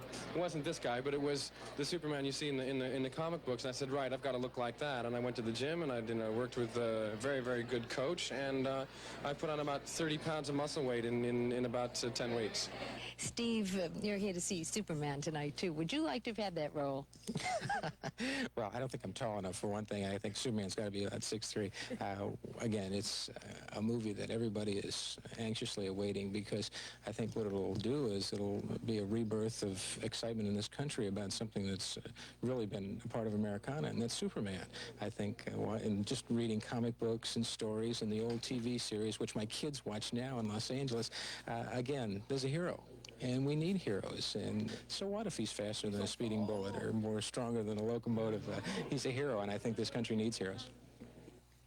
Margot Kidder, you played that legendary newspaper woman, Lois Lane. When the two of you were flying around New York and you're falling in love with him, was it hard to do that and to look right? Really tough.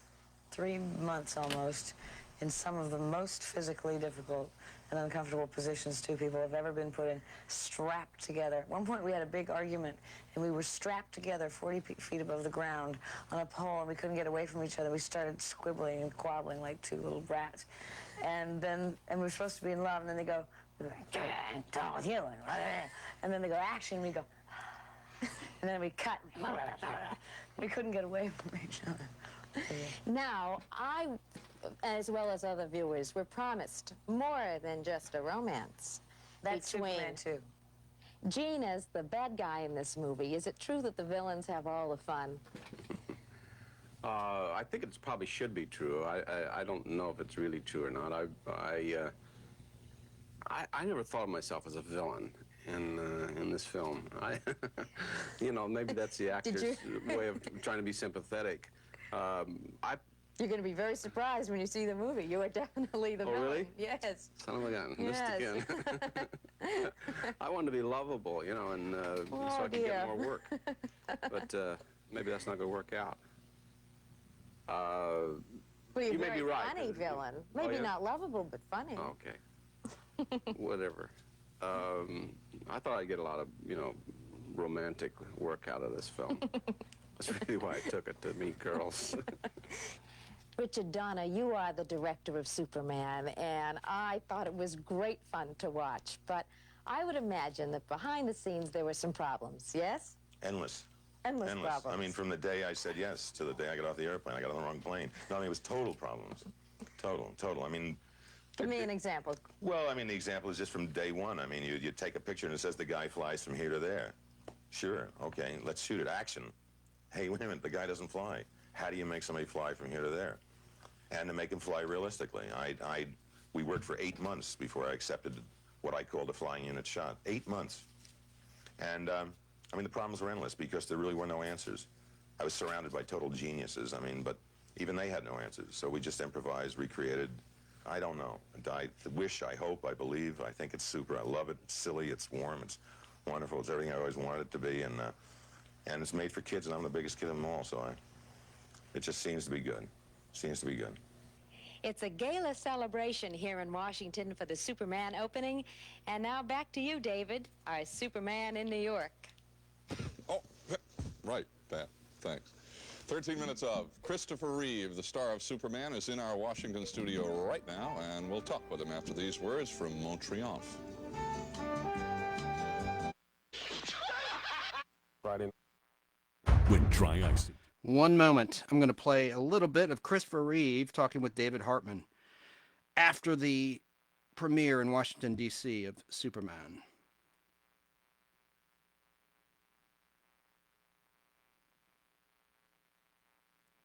Trying to get past a 1978 commercial. Here we go. No tape to tangle, and it doesn't take two people to use it. The Run Corona Measure. At Walgreens, Woolworth, Wilco, Osco, Goblatz, and Ward's.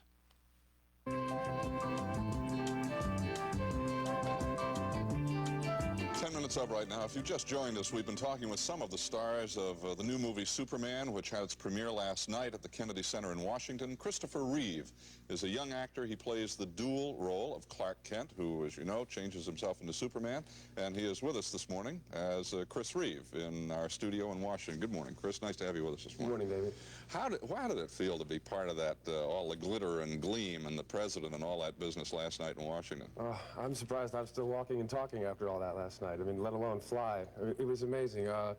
In this weekend that we've been here, Washington has rolled out the carpet for us in a way I just can't believe. We first had an incredible party at the Shrivers on Friday night, and then we did it again at the Japanese Embassy on Saturday, and all these athletes coming from all over the world. I mean, Schwarzenegger was here, and Steve Garvey, and Ron Guidry. I mean, it's just been incredible, and last night was the topper. I mean, it's so crazy, and I just sat back and said, listen, this is the time of my life.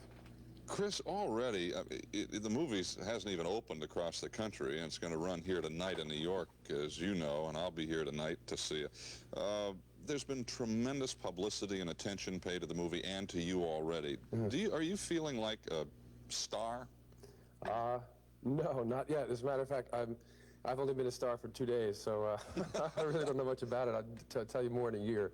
You know. Well, you know, what's going to happen, possibly, if the movie's a success, and I don't see how it can be anything but, you may need bodyguards and helpers and all that kind of thing to get from a hotel room to a car and all that kind of stardom. What does that mean to you? Do you look forward to the possibility of that, or how do you feel about it? Well, I think I must be living in dreamland, because that's the one aspect of it I just haven't thought about yet. I sort of have dropped a mental blank. You know, I deal with, okay, I'm working with Marlon Brando, fine, he's Marlon Brando, but he's not Marlon Brando, he's my father. You know, one by one you make these adjustments, but whether people want to come and see me get off a plane and get in a car and drive away, I haven't dealt with that yet. You just mentioned Brando. Is it true that he gave you some advice when you were working together on the movie? Yeah.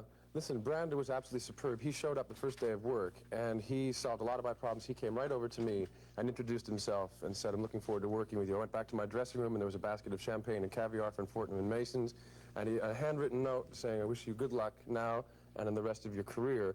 I said, listen, I got two pieces of advice. First of all, it's your picture, which I thought was very nice coming from someone who's got top billing. And he also said, don't kill yourself doing the stunts. Don't be a hero. And I said, what do you mean? I just got hired to play a hero. He said, listen, once upon a time I was doing Viva Zapata in Mexico, and I was feeling pretty good about myself. You know, I just done On the Waterfront, et cetera, et cetera. And it was called for me to ride a bucking bronco. And I said, okay, bring on the bucking bronco. And they did, put Brando on the horse.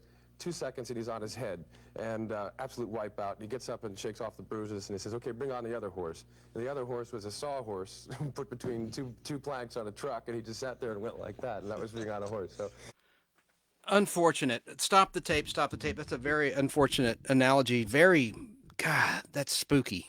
Very spooky what he's talking about there in 78 compared to what happened to him in 1995, about a year after I met him. I just want to stop and talk about, I'm showing Topps cards, and when I was a kid, my dentist would give out these cards instead of candy. And that's the first time I saw these cards, and I had an interest in collecting them because they had scenes that were not in the finished film, such as a scene where Lex Luthor attempts to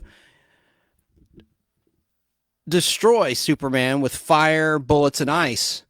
with a trap, and it's called the Gauntlet scene, which was restored in the special edition of Superman the movie from 2001, I think it was, for DVD release. But if you look on camera, for the listener, I'm just pointing to a picture of Chris Reeve as Superman being frozen. This is before The Empire Strikes Back, where Han Solo is frozen, and then the fire and the bullets. Now, in 1982, ABC aired as a 2-night event Superman the movie on their network with additional scenes.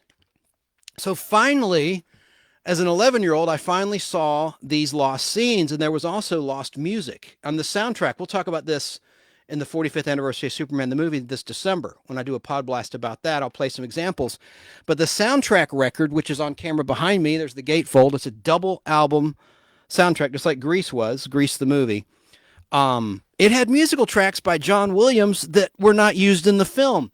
And what really irritated me was that in the destruction of Krypton scenes, there was great dramatic music scored by John Williams that was not used.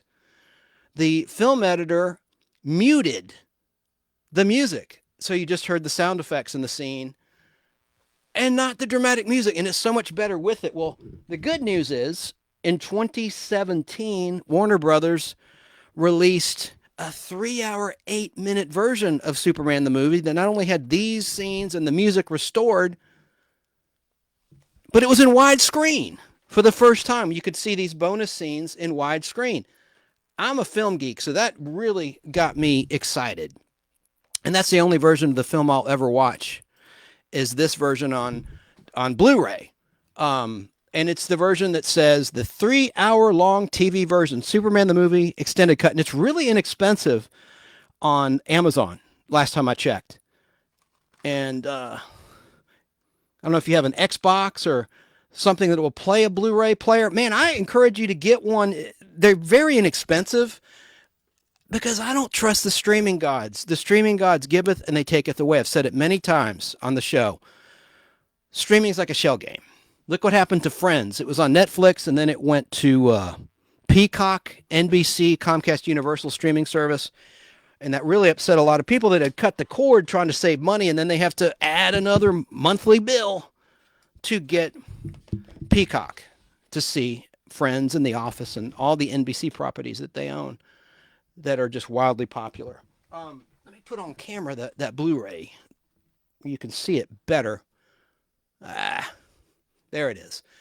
And, I mean, this is not junk. The last time I saw that was maybe 4 years ago at Al Hardy's home cinema, and it looked great. It was like being at a movie theater. He's gotten a great setup, and there's action sequences like the one I told you about, Gene Hackman's Lex Luthor's lair.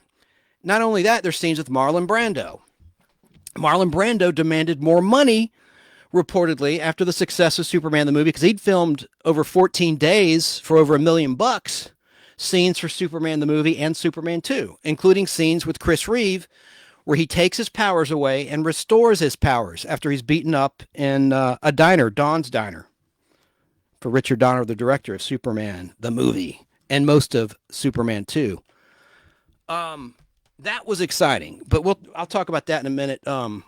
The Donner cut of Superman 2, which was released in 2006 on DVD, and I'm holding up for the viewers the Blu-ray combo Blu-ray set that has that. Now, the theatrical cuts were released by Warner Brothers in 2023 in 4K, but they didn't release the extended versions. That's what I'm interested in as a collector. That's just me. I want to see everything. And let's see here. What else did I have? I want to talk about meeting him, and I'll resume the interview with Chris Reeve. I haven't forgotten, from December 1978, December 11th, 1978, in Good Morning America. But I held this up briefly before the camera. At the Castlegate Hotel in the Atlanta, Georgia area, which was demolished, sadly. It was a very nice hotel. But when I met Chris Reeve, the air conditioning wasn't working. It was hot. He was there for one day only. I'll show you the program for that convention right here, announcing Christopher Reeve and Noelle Neal, who was Lois Lane in the television show The Adventures of Superman, starring George Reeves.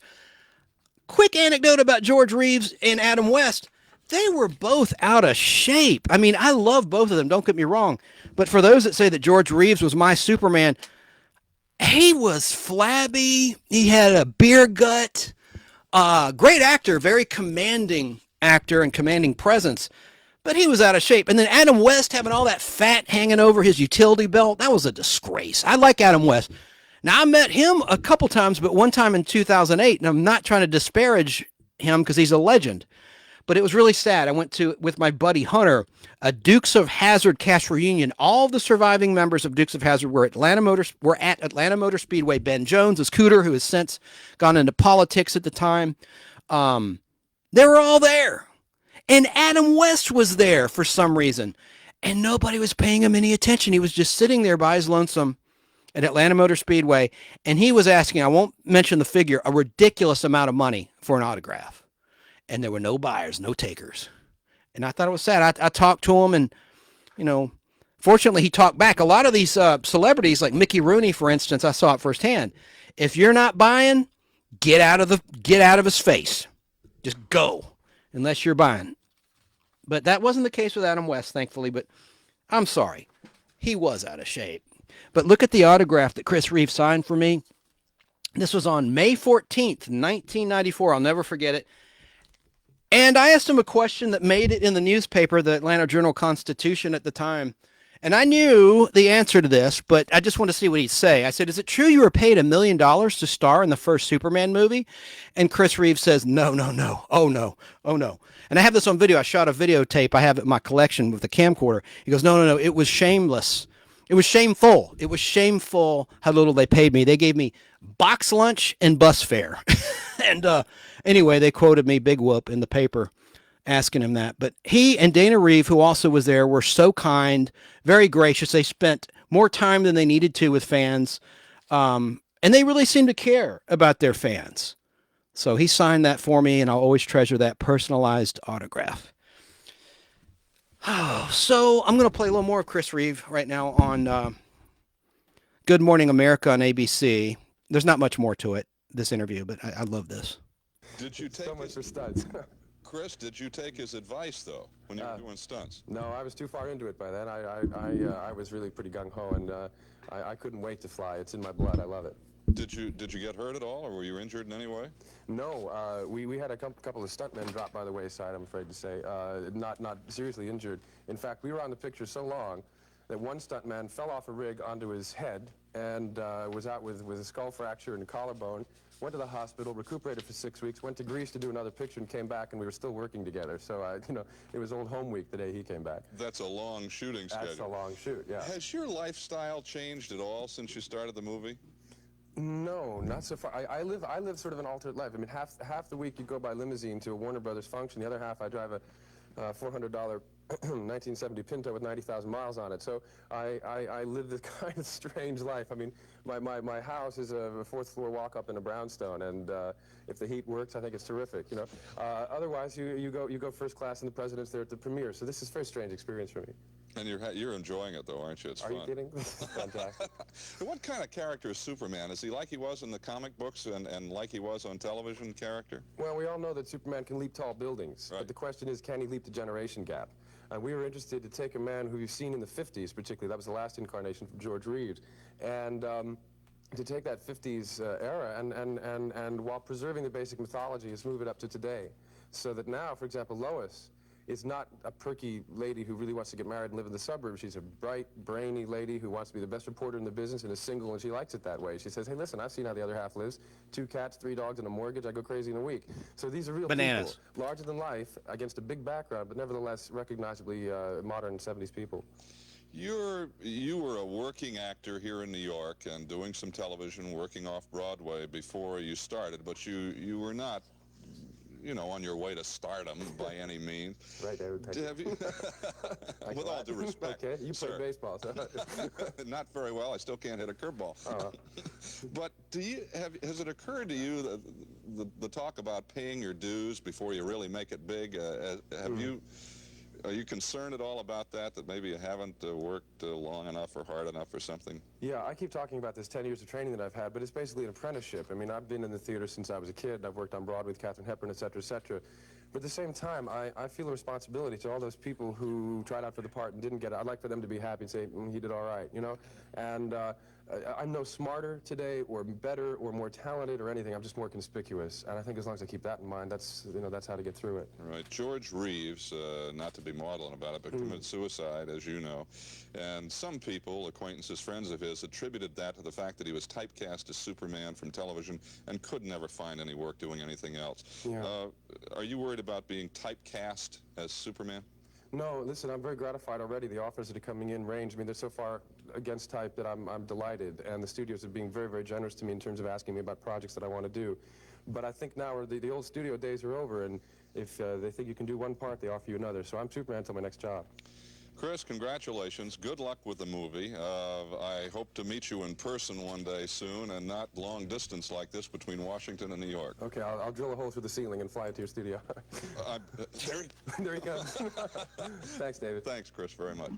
We'll be back in just a couple of minutes after these words from Cotton Incorporated. It's 4 minutes over right now.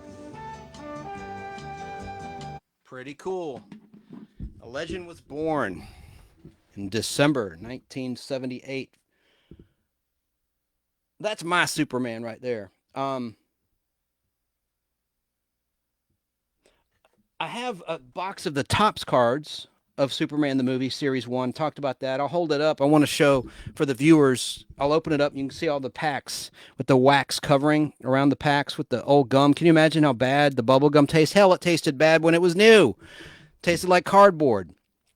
But I have that for you I want to show, and I just love that picture of Chris Reeve in front of the American flag. I'll hold that up later. I got another interview with Chris Reeve from CNN in 1981 when he was on the press junket for Superman 2, which premiered around the world in 1980, but it didn't hit American cinemas until 1981 because they wanted Warner Brothers and the producers, the Salkinds, to have a summer premiere.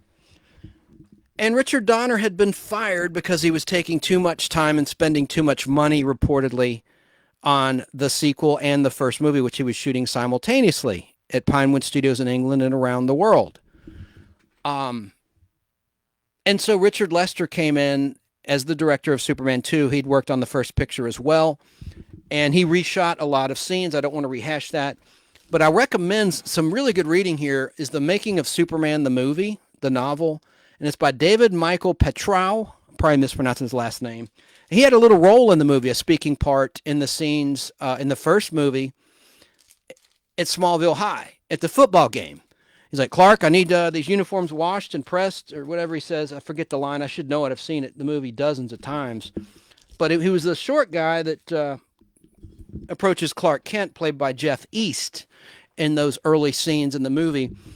And Clark's like, yes, sir. That was the guy. He wrote the book, The Making of, and there's nice photographs in there, and I learned a lot from reading that book. And this was all before the internet. You know, before the internet, all we had was Starlog magazine, People magazine to talk about new movies. And so that's a bit of a blast from the past. Let me hold up a wonderful cover, Starlog magazine, issue 20. Superman has arrived. I just love that cover. Hopefully it's in the shot. Let me look at my monitor here. Yeah, that's an awesome cover. And that was a great magazine if you're into science fiction. So was Fangoria on the horror side. And it was the same publisher, Carrie O'Quinn, who published both of those magazines, Starlog and later Fangoria. I was a big reader. I liked Omni magazine by Bob Guccione, who also published Penthouse. This is the thumbnail image of tonight's show. People magazine cover with Chris Reeve. And you see Chris Reeve as Clark Kent and the Man of Steel. And here's the Mad magazine parody, where Alfred E. Newman has a barf bag. That's a reference to the Can You Read My Mind sequence of the first film, which was, by some accounts, corny. But Margot Kidder read the poetry, if you will. But the John Williams music was pretty nice and lovely in that scene. Let's see. I'm going to go ahead and put on the 1981 CNN interview with Chris Reeve as I show some more Superman collectibles. And then we have some other nostalgic features, the nostalgic treat of the week, my fake rant of the week, and all the rest. The music video of the week and all that other good stuff. So let me get the Chris Reeve interview for you right now. This is rare as heck. Superman showed up at the campus of UCLA in Westwood here in Los Angeles today in the person of Christopher Reeve, and before he talked to the students at that college, I talked to him.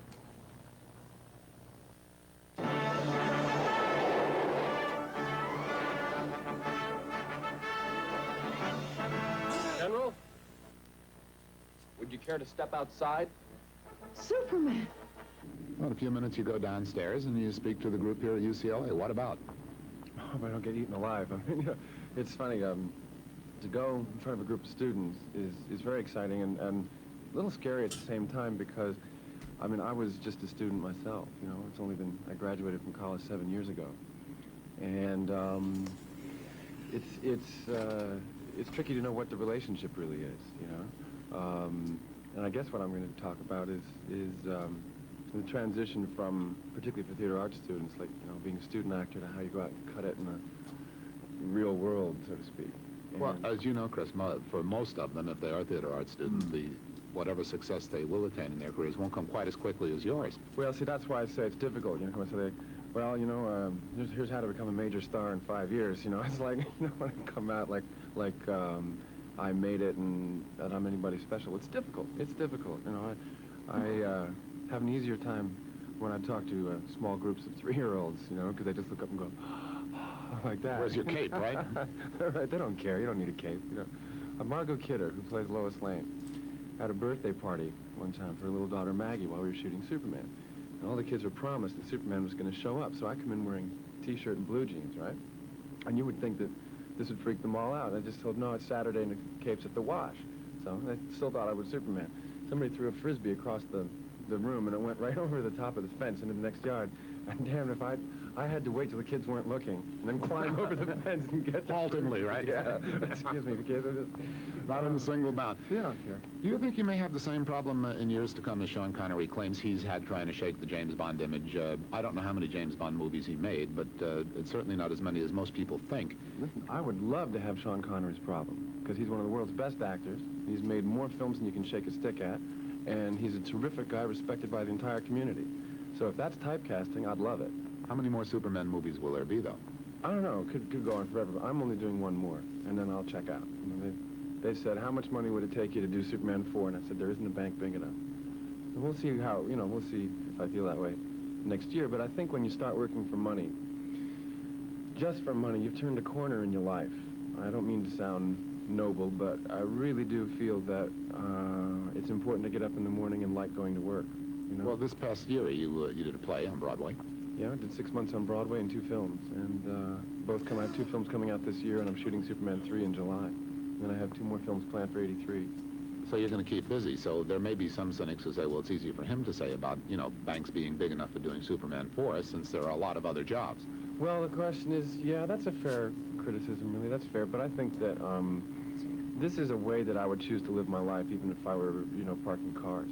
I really would, you know, because it's just, I can't stand the idea of saying, well, I'm cranking this out to pay bills. I really, it's, you know, life's too short to, if you don't have to. I mean, people say, well, I've got to, you know, support myself in the style to which I've become accustomed. Well, you know, you can back off a little bit, you know. You don't have to drive a roller. You can sell your airplane. You know, there's ways to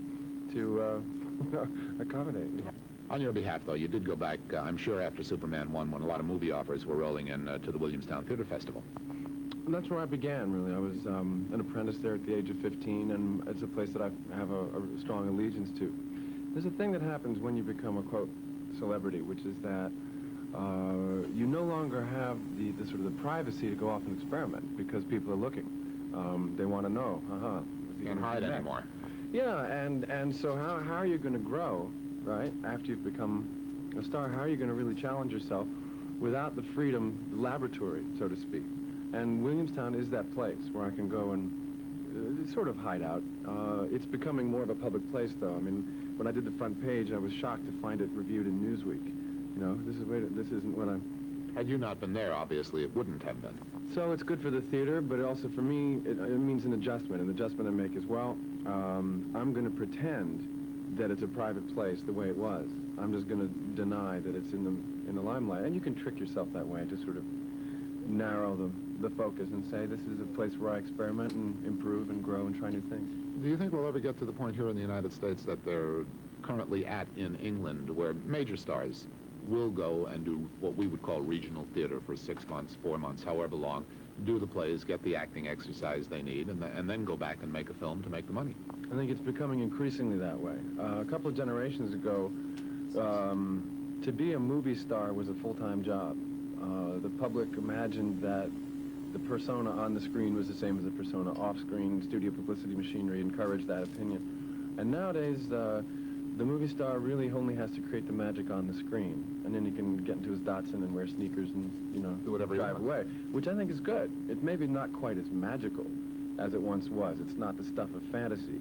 Yet, performances are better. I mean, if you look at the Oscar-nominated material, if you look like an actress like Meryl Streep, people, Sally Field, De Niro, they might not have come up through the ranks as high as they have a couple of generations ago. So the work is better. And if you had to pick a time to be a movie star, I'd certainly pick now, when we have much more personal freedom. Now, of the films, the two films that you said you have completed, the one that'll be released soonest is Death Trap. Yes, Death Trap is a lot of fun. Really, this is not a hard sell. I've always wanted to be in a thriller, because first of all, the big problem is that I won't be able to go to opening night because I will probably be in a coma under the seat, you know, just frightened out of my wits. I can't take it, you know. I mean, I never could see The Bird, Psycho, any of that stuff. I'm terrified. So to actually make a thriller and scare other people is a lot of fun. But this is a thriller that combines laughs with suspense, and it's very, very stylishly done. Sidney Lumet directed. Michael Caine and Diane Cannon are in it. Jay Allen, who wrote The Prime and Miss Jean Brodie, Prince of the City, she did the screenplay.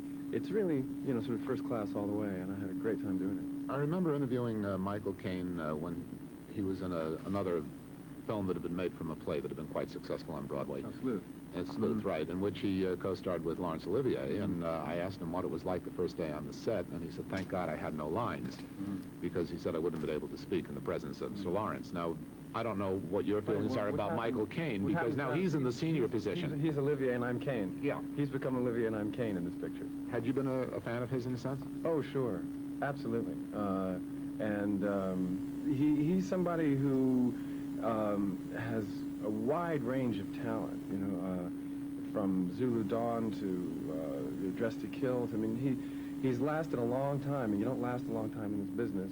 Not that he's, you know, ancient, but you don't last that long without something very original, and he has it. He just has that indefinable something which makes him special. Yes, and that Dress to Kill movie freaked me out of 10 years growth, boy, where he played a gender bender killer. Oh, spoiler alert. Brian De Palma's classic with Angie Dickinson. That was a freaky movie, scary. It would run on HBO all the time. And I like a movie he did called The Hand, Michael Caine, where he's an artist and he's just driving along in his car with his hand hanging out of the window, and it gets chopped off. It hits like a mailbox or something. And then the hand comes to life, the severed hand, and terrorizes Michael Caine. It's kind of like an evil thing on the Addams Family. That was a freaky movie. And that was directed by Oliver Stone, one of his early movies. Probably when he's whacked out on drugs, he thought of that one. That was a bizarre movie. But Death Trap is what he's talking about there. More like Death Crap. That would be what the Hollywood Minute 1990s SNL. Remember David Spade? He did Chaplin, more like Craplin. You know, he played like this a-hole movie critic. And most movie critics are a-holes. Are they not? Yes, they are. They're mostly, I guess, jealous because they can't create anything to save their lives, so they have to tear other creative people down.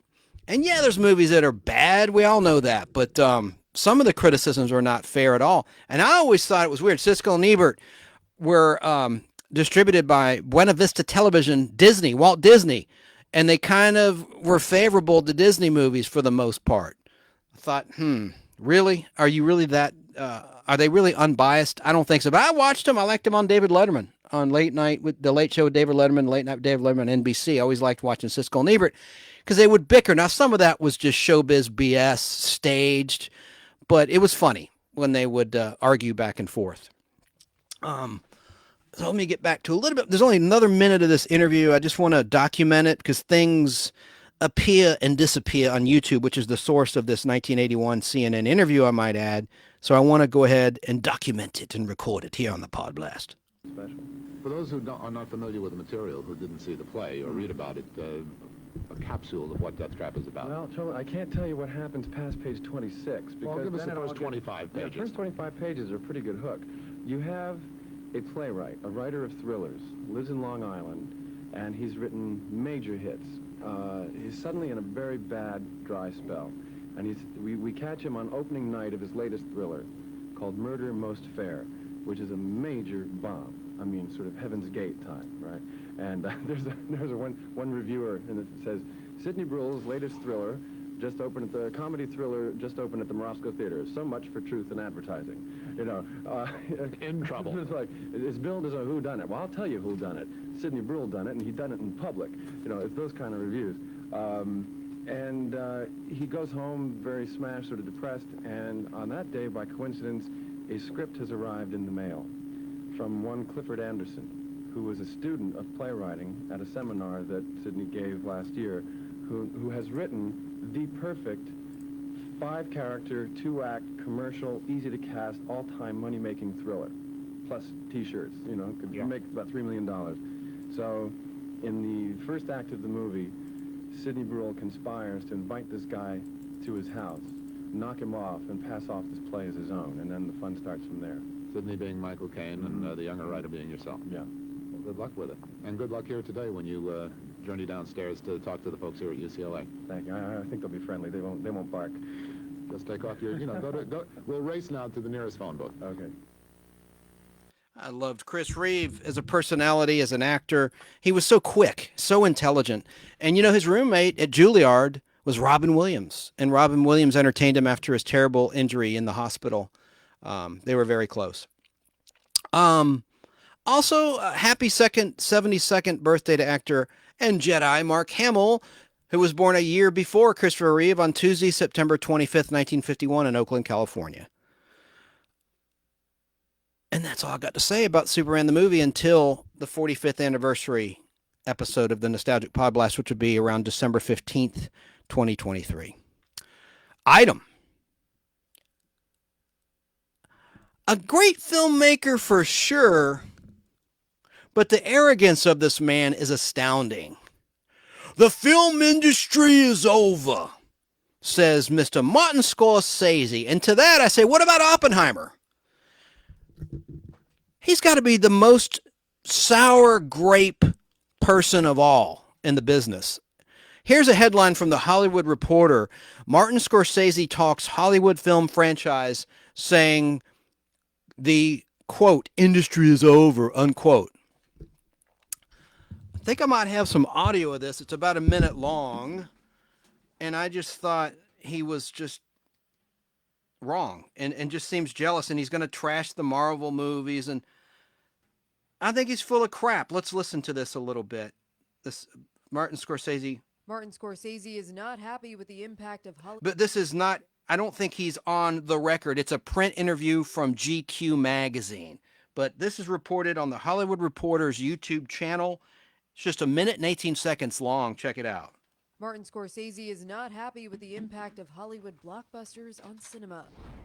The filmmaker told GQ in a new interview, well, the industry is over. He continued, in other words, the industry that I was part of, we're talking almost, 50 years ago? It's like saying to somebody in 1970 who made silent films, what do you think's happened?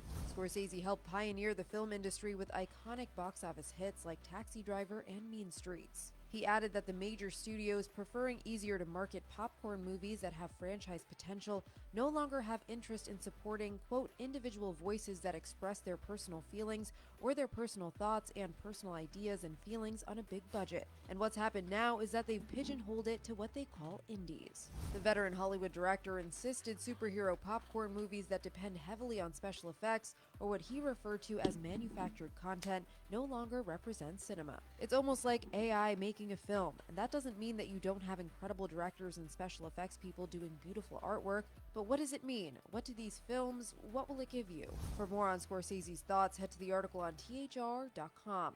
And for the latest entertainment news and updates... Well, I got to say something positive about him. You know, he directed Alice Doesn't Live Here Anymore, which is the basis for Alice, the CBS half-hour sitcom, Mel's Diner, yada, yada, yada, starring Linda Lavin. But Ellen Burstyn played the title character of Alice, fresh off of The Exorcist. And that's actually a pretty good movie. It airs on TCM on occasion, Turner Classic Movies.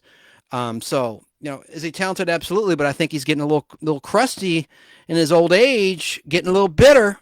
And I think he's losing it. I think he's lost it. I really do. And he's become a one-trick pony with all these mob movies. It's like lately that's all he can do. He used to have such versatility. So I don't think he'll ever be directing a Marvel blockbuster, and that's probably fine by him and fine by Disney as well. Item, happy debut day to the Beverly Hillbillies, which, as we're live on September 26th, began way back on September 26th, 1962, which also is Donna Douglas's birthday, September 26th. We'll talk about her later. And also Gilligan's Island premiered 2 years later, also on CBS on September 26th, 1964. And I've unraveled a bit of the mystery. Steve Russo, who was a friend of the show, and he runs a really cool Facebook group about classic TV called the Fun World of Classic Television. And he pigeonholes it to certain years. I don't think he likes to talk beyond 1982, but which he has in the subject line. But this is pertaining to 9 consecutive episodes of Match Game, which have been lost for over 45 years, either lost or withheld. I think they were more like withheld. And they originally aired in the fall of 1978. I talked about this last time, so I'm not going to rehash, but I have some new information for you in terms of a theory of mine. But back in August 2023, the Game Show Network, or GSN, if you will, aired 9 Match Game episodes which had not been seen in over 45 years in their original air dates. And the reason, reportedly by many sources, is because Valiere Bertinelli, there were issues with episodes she appeared on. She appeared on 6 Match Game episodes, 5 CBS Match Game, and 1 Match Game PM syndicated. And they were all on the same tape along with these other episodes. Because of these 9... other episodes associated with the weeks before and after the Valiere Bertinelli week did air. It's just a couple of them did not because they were on the same master tape as the episodes with Valiere Bertinelli. Well, like I said, in the game show circuits on message boards, and it was always reported that there's a Valiere Bertinelli issue. Now, Steve Russo claims that he has read or seen an interview with Valiere Bertinelli where she claims, no, I didn't ask them not to air those again.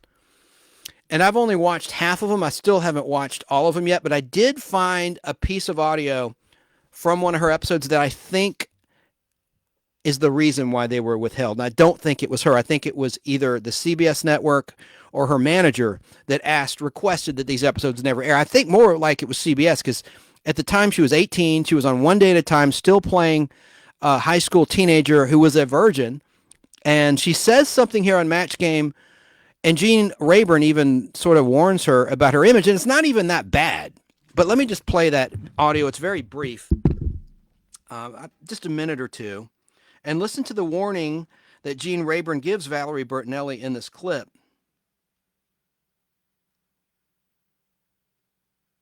Yeah, I got to find the exact cue mark. I should have had it queued up for you. Indian. Here we go. Hang on. 13-minute mark.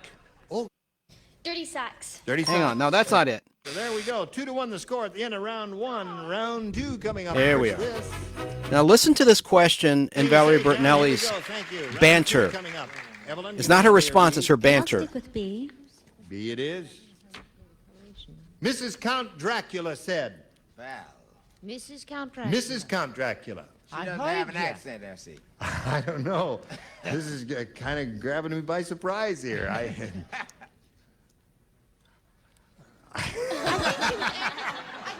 English, dear. My husband turns into a bat so much, he's beginning to act like one. Now, he even hangs upside down when he blinks. Mrs. Count Dracula speaking. My husband turns into a bat so much, he's beginning to act like one. Now he even hangs upside down when he blinks. You know who Dracula was. You know who Dracula was. Why not play? You do not play. You're the only one. Everybody else does. Jane, could you repeat that? Sure. I'm thinking... Mrs. Count Dracula. You know who she was, right? She was married to Count Dracula. Yes. It was a simple wedding. Or his mother. Yes. Could be his mother. They were married in a crypt. Marble, Italian marble crypt. And after the ceremony, well, anyway, my husband turns into a bat so much he's beginning to act like one. Now he even hangs upside down when he blinks. I love when it's good. Okay. Mrs. Count Dracula said, my husband turns into a bat so much he's beginning to act like one. Now he even hangs upside down when he blinks. When he bites my neck? I'm trying. And failing. See, he wouldn't bite her neck because he liked her a lot. She bites back. We censure Evelyn too strongly. Biting of the neck is part of the process. Yeah, but he doesn't. Making love? Oh, yeah. Yeah, now that's a good answer, you see. He even hangs upside down when he makes love. Wouldn't that be difficult? Remember, you play a very young teenager. And one day at a time. You mustn't ask questions like that, my dear. Okay. All right, Charles. Are you ready, Charles? You going to throw that away? Where am I? The doctor said since the war I take these 2 tablets and sometimes I go. Oh, I see. I bid 63,000. No, I'm sorry. Charles, just show us the He thing. hangs from the shower curtain rod. He hangs when from the goes shower. to the John. Aha! Let's play the rest of the responses. Now you got the idea. A most creative answer there. He was just doing his creative writing course in college. Now he even hangs upside down when he... Real boring. Eats. When he eats. Okay. All right. Now, here we go, Ed. Well, I think I've got a match here. Oh, you do? Mm-hmm. I hope so. That he even hangs upside down when he sucks blood. There's one. Okay. Right. I forgot what I said. Well, you forgot what you said? Yeah. Why are you crinkling your nose? Because it doesn't match? It's not good. No, now makes love was the definitive answer. Okay, baby. Makes love was the definitive answer there. Bonnie Ryan, here's what you have to do. You have to... So, I'm such a detective. I'm playing junior detective here. I think that's the reason, that little exchange. I think it made the network nervous. But, again, that episode was withheld, and it was always...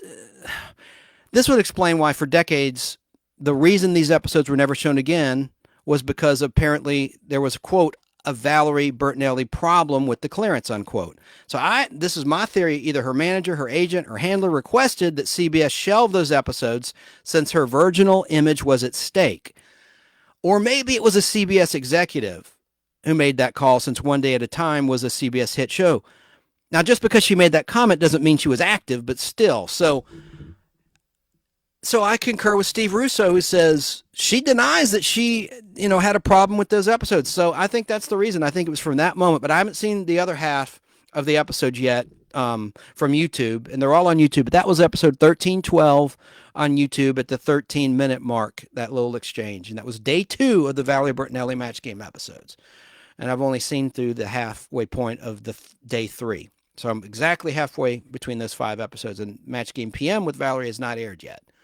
Anyway, new feature that I introduced a couple Podblasts back. It's time for the classic music video of the week. And this time I want to talk about Peter Gabriel's Sledgehammer music video, which was groundbreaking at the time. Peter Gabriel, the English rock musician, wrote the song. It was released in April 1986 as the lead single from his 5th studio album titled So, released in 1986. The album was produced by Peter Gabriel, and it reached number 1 in Canada on July 21st, 1986, where it spent 4 weeks in that position. And it was number 1 on the Billboard Hot 100 chart in the United States on July 26, 1986. And it was number 4 on the UK singles chart, thanks in part to the music video. It was Peter Gabriel's biggest hit in North America and ties with Games Without Frontiers as his biggest hit in the UK, in the United Kingdom. The song's video won a record 9 MTV Video Music Awards at the 1987 MTV Video Music Awards ceremony. Was that the one with Andrew Dice Clay? He got banned? No, I think that might have been 1990. Anyway, and it also, the music video won Best British Video at the 1987 Brit Awards. The song also saw Gabriel nominated for 3 Grammy Awards for Best Male Rock Vocal Performance, for Record of the Year, and for Song of the Year. In a 2005 poll conducted by Channel 4 in England, the music video Sledgehammer was ranked 2nd on their list of the 100 greatest pop music videos. Now I've got to talk about our friends at Remind Magazine, who had a nice recent cover with Christopher Reeve, whom we've talked about a lot here on the Podblast tonight and on YouTube Live yesterday. Let me get that issue for the viewer. Hang on, guys. There's an offer, and it's been around for a while, but it's going away soon, where you can get a copy of Remind Magazine for just $1 an issue. No tax, no postage, mailed right to your door for just $1. The regular cover price is $5 at Barnes & Noble if you were to go to a newsstand or a Barnes & Noble and buy the magazine yourself. So, let me tell you how you can take advantage of this deal. It's akin to, Remind Magazine reminds me of Dynamite Magazine. You know, when Gen Xers were kids, we liked Dynamite Magazine at the book fairs and mailed via subscription. And the odds are, if you're listening or watching the Nostalgic Podblast, chances are you like nostalgia. Well, this monthly magazine, Remind Magazine, is loaded with interesting articles, games that keeps your mind sharp, full-color photos, interviews with your favorite stars, creators and personalities, and lots more. And Remind Magazine offers fresh takes on popular entertainment from days gone by. Each issue has dozens of brain-teasing puzzles, trivia quizzes, classic comics, and monthly themed features from the 1950s to the 1990s. The best part is, as I said, it comes to you in the mail or your gift recipient each and every month. So they'll think of you every time they get the magazine, and they'll think you spent a heck of a lot more than just $12 out the door for that annual gift. That's an introductory offer for the first year. Just go to remindmagazine.com to order using any major credit card, or you can call toll-free 855-773-6463. And again, you can use a Visa, MasterCard, American Express, or Discover on their secure order page. Remindmagazine.com, and please mention the Nostalgic Podblast when you order. I love their magazine, and can't wait for the newest edition to arrive, which should be any day now, as we're live at the end of September 2023.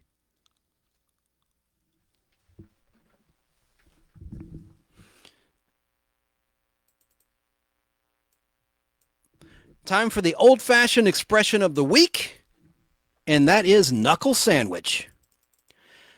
From the Grammarist.com, the expression knuckle sandwich is an idiom with an origin that is generally ascribed to American movies of the 1930s.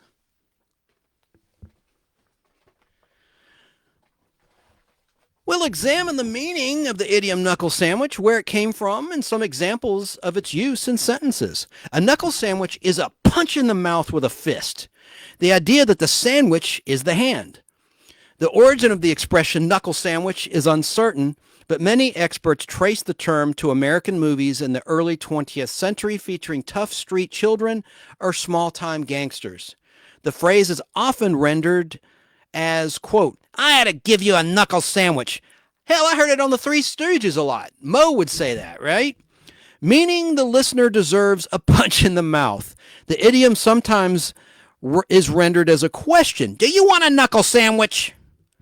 This may be considered a warning to back off whatever course of action the listener is taking under threat of violence. So let's talk about the nostalgic toy of the week. And I got to get a clip to accompany this for you. It's Colorforms. And I have some really neat commercials that I want to share with you now. Just a couple of them. They're just 30 seconds apiece. As I tell you what Colorforms are. And a lot of you already know. They're little vinyl pieces, but I'll go into the details in a second. I want to play a commercial now from 1978 for Colorforms. With Colorform's Incredible Hulk Adventure Set, I'll be the Incredible Hulk. you can pretend lots of things. Like the Hulk is battling his archenemy Rhino, or using his incredible strength against the Abomination, or single-handedly capturing a gang of evildoers. You can pretend lots of exciting adventures with your imagination and Colorform's Incredible Hulk. The Incredible Hulk Adventure Set comes with 24 plastic playing pieces. It's Colorforms fun. I remember Colorforms on airplanes.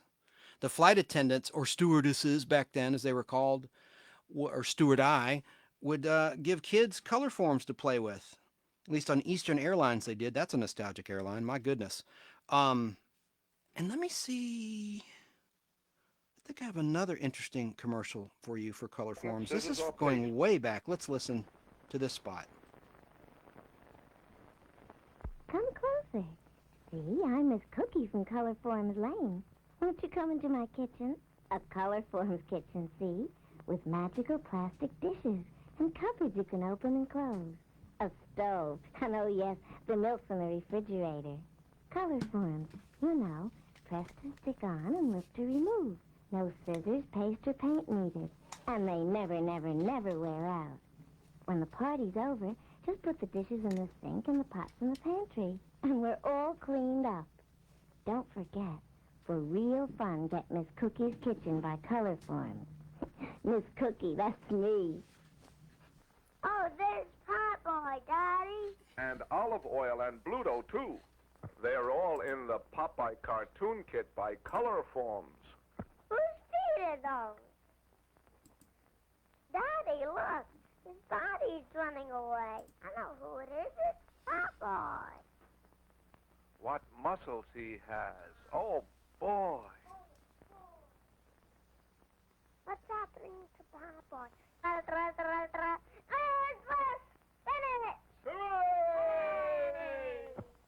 He's bopping Pluto. Colorforms magical shapes never wear out. They come in bright colors, and you don't need magnets, scissors, or paste.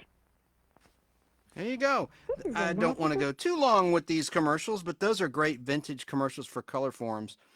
And since Miss Molly reviewed Barbie, here's the Barbie Colorform set in a 1970 commercial. Little girls love to dress up. Now with Colorform's new Barbie dress-up kit, you can have lots of fun dressing Barbie. Barbie has all the latest fashions. Skirt, blouse, and shoes for school. Vest, bells, and belts for parties. Clothes for dancing. Coat and boots for shopping. Colorforms stick like magic, so you can dress Barbie over and over again. The Barbie dress-up kit. It's more fun to play the Colorforms way. So for those that don't know, I'll tell you what Colorforms are. Colorforms is a pretty creative toy, named for the simple shapes and forms cut from colored vinyl sheeting that cling to a smooth backing surface, cardboard in nature, with a smooth surface, without adhesives. These pieces are used to create picture graphics and designs, which can then be changed to countless which then can be changed countless times by repositioning the removable color forms. The name also refers to the specific registered trademark brand these products are produced under, as well as the company that manufactures the toys, Colorforms Brand LLC. Colorforms sets initially featured basic geometric shapes and bright primary colors on black or white backgrounds. Eventually, however, Colorforms line evolved into sets that included full-color illustrated playsets, games, and puzzles, interactive books, and creative activity sets for children of all ages.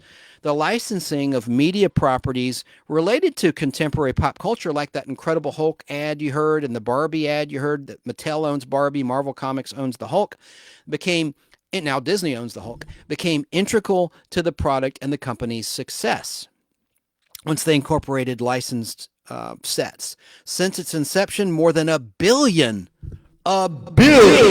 Colorforms play sets have been produced and sold. And here's a brief origin of Colorforms. The Colorforms concept was developed by Harry and Patricia Chiclets, that's spelled Kislevitz, back in 1951, firmly rooted in the modernist design ethos and reflecting the color-field abstract style prevalent at the time. The basic concept behind Colorforms is the ability to adhere and reposition abstract and geometric color-form shapes on random surfaces to create artwork. Both recent art students, the couple discovered the idea when they acquired several rolls of flexible paper-thin colored vinyl used to manufacture plastic pocketbooks and found it would stick to the glossy paint in their bathroom and allow them to reposition it at will without affecting either surface. It wouldn't damage either surface. Simply cutting shapes out of the material and sticking them to the wall turned out to be amusing enough that they left extra vinyl with a pair of scissors for guests to add their creations of their own. The positive reactions they got to the project led Harry to believe there was a market potential for such a product, and he was right. The original Colorform sets were spiral-bound booklets hand-assembled by the husband and wife team in their New York City apartment. The first 1,000 sets were sold on concept to FAO Schwartz toy store. Shallow box sets containing screen-printed die-cut pieces and illustrated backgrounds began appearing soon after. The company used the slogan, "It's more fun to play the Colorforms way," in print ads and television commercials to promote their products. Prominent graphic designer Paul Rand was commissioned to create the company logo that remains in use to this day. He also gave input for a signature edition playset. The company rarely employed an in-house creative staff, relying instead on the Kislevitz's own artistic direction provided to top freelance illustrators for layouts and finished work. Indeed, the company's creative director from 1965 until 1986, toy designer and inventor Bill Bernkrant, Birnkrant, Bernkrant, was not a formal Colorforms employee, working instead for a royalty percentage of the profits. The defining feature of most Colorforms playsets is their signature plastic stick-ons, which is a trademark term, that can be placed and repositioned on top of graphic backgrounds to create endless scenes and scenarios at a child's whim. Very creative toy, just like Legos, the building blocks.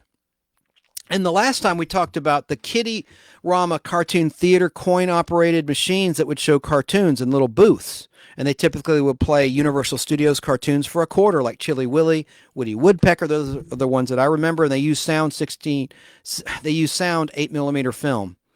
I'm getting punchy. Item. It's time for the TV cliche of the week as we start to wind down the show.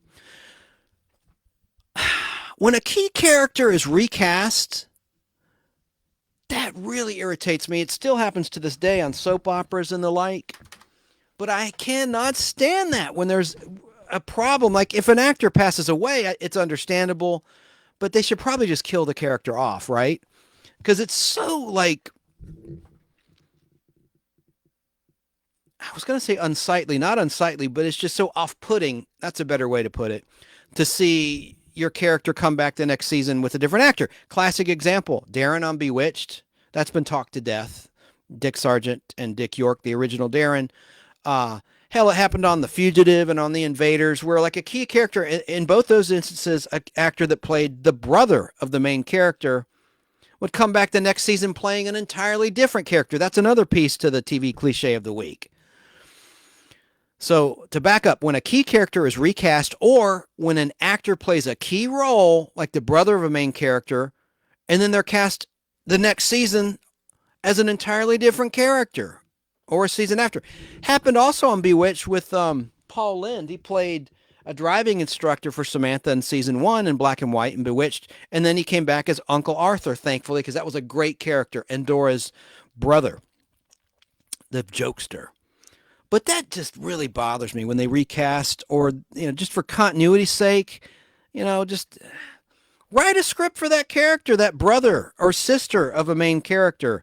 Don't use that actor in another role. It just takes you out of the reality they're trying to create. And of course it's not real, but it just really takes you out of the show. Now, last time on the Podblast, we talked about the TV cliche of knocking someone out with the butt of a gun, which I don't think would work in real life as effectively as it does on TV. All it does is cause a knot in your head. So moving on, let's see what I have here. Got a few birthdays we must acknowledge. Let me find the clip in my clip machine here. Our happy birthday rock music. There were some big ones. Now, we've already talked about Mark Hamill, obviously, and Chris Reeve at length. Didn't talk about Mark that much, just about his accident, his car crash in January 77, January 11th, 1977 to be precise. But I have some others for you, just a couple.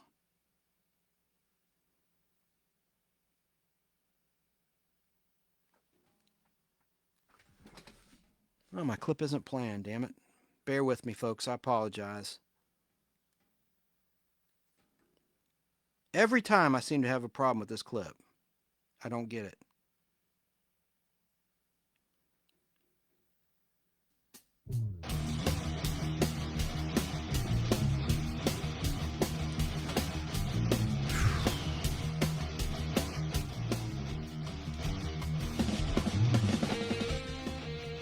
Here are some celebrity birthdays of famous folks in entertainment, sports, art, and music, both living and no longer on Earth, that I must acknowledge. These are notable pop culturally significant birthdays. Happy heavenly birthday to Donna Douglas, best known as the critter-loving Ellie Mae Clampett in the Beverly Hillbillies on CBS. This has been a Filmways presentation, she would announce at the end of most of the episodes of the Beverly Hillbillies after the end credits. I think starting with season 3. Or was it 4? I think it was season 3. No, season 4, the first color season. Donna Douglas was born on Monday, September 26th, 1932 in Pride, Louisiana. Unfortunately, Donna passed away on Thursday, January 1st, 2015 at the age of 82 in Zachary, Louisiana. In 2023, episodes of the Beverly Hillbillies began airing in prime time on MeTV, Monday through Friday at 9 p.m.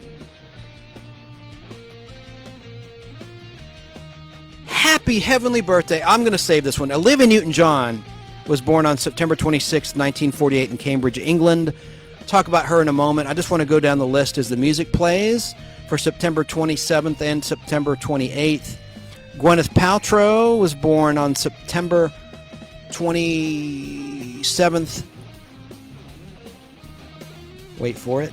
I lost my place. 1972 in Los Angeles, California. Happy birthday to Avril Lavigne, born in 1984 in Bellevue, Canada. Happy birthday to Steve Kerr. These are September. Happy heavenly birthday to Meatloaf, who died on January 20th, 2022. But he was born on September 27th, 1947 in Dallas, Texas.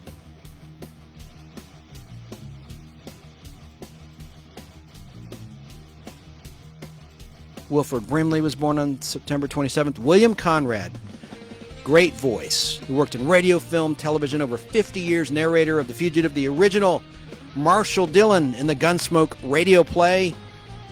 He was born September 27th, 1920 in Louisville, Kentucky.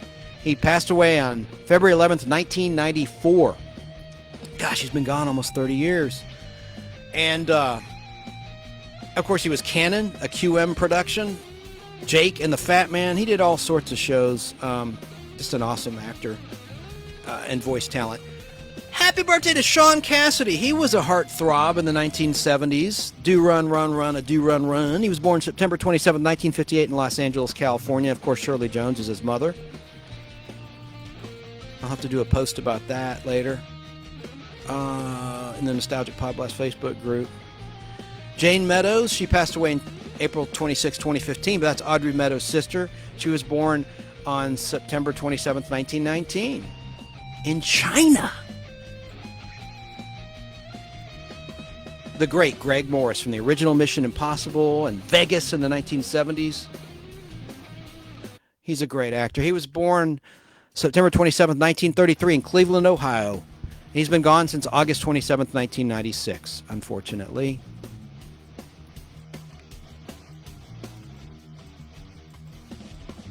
Mike Schmidt of Philadelphia Phillies fame was born in 1949 on September 27th.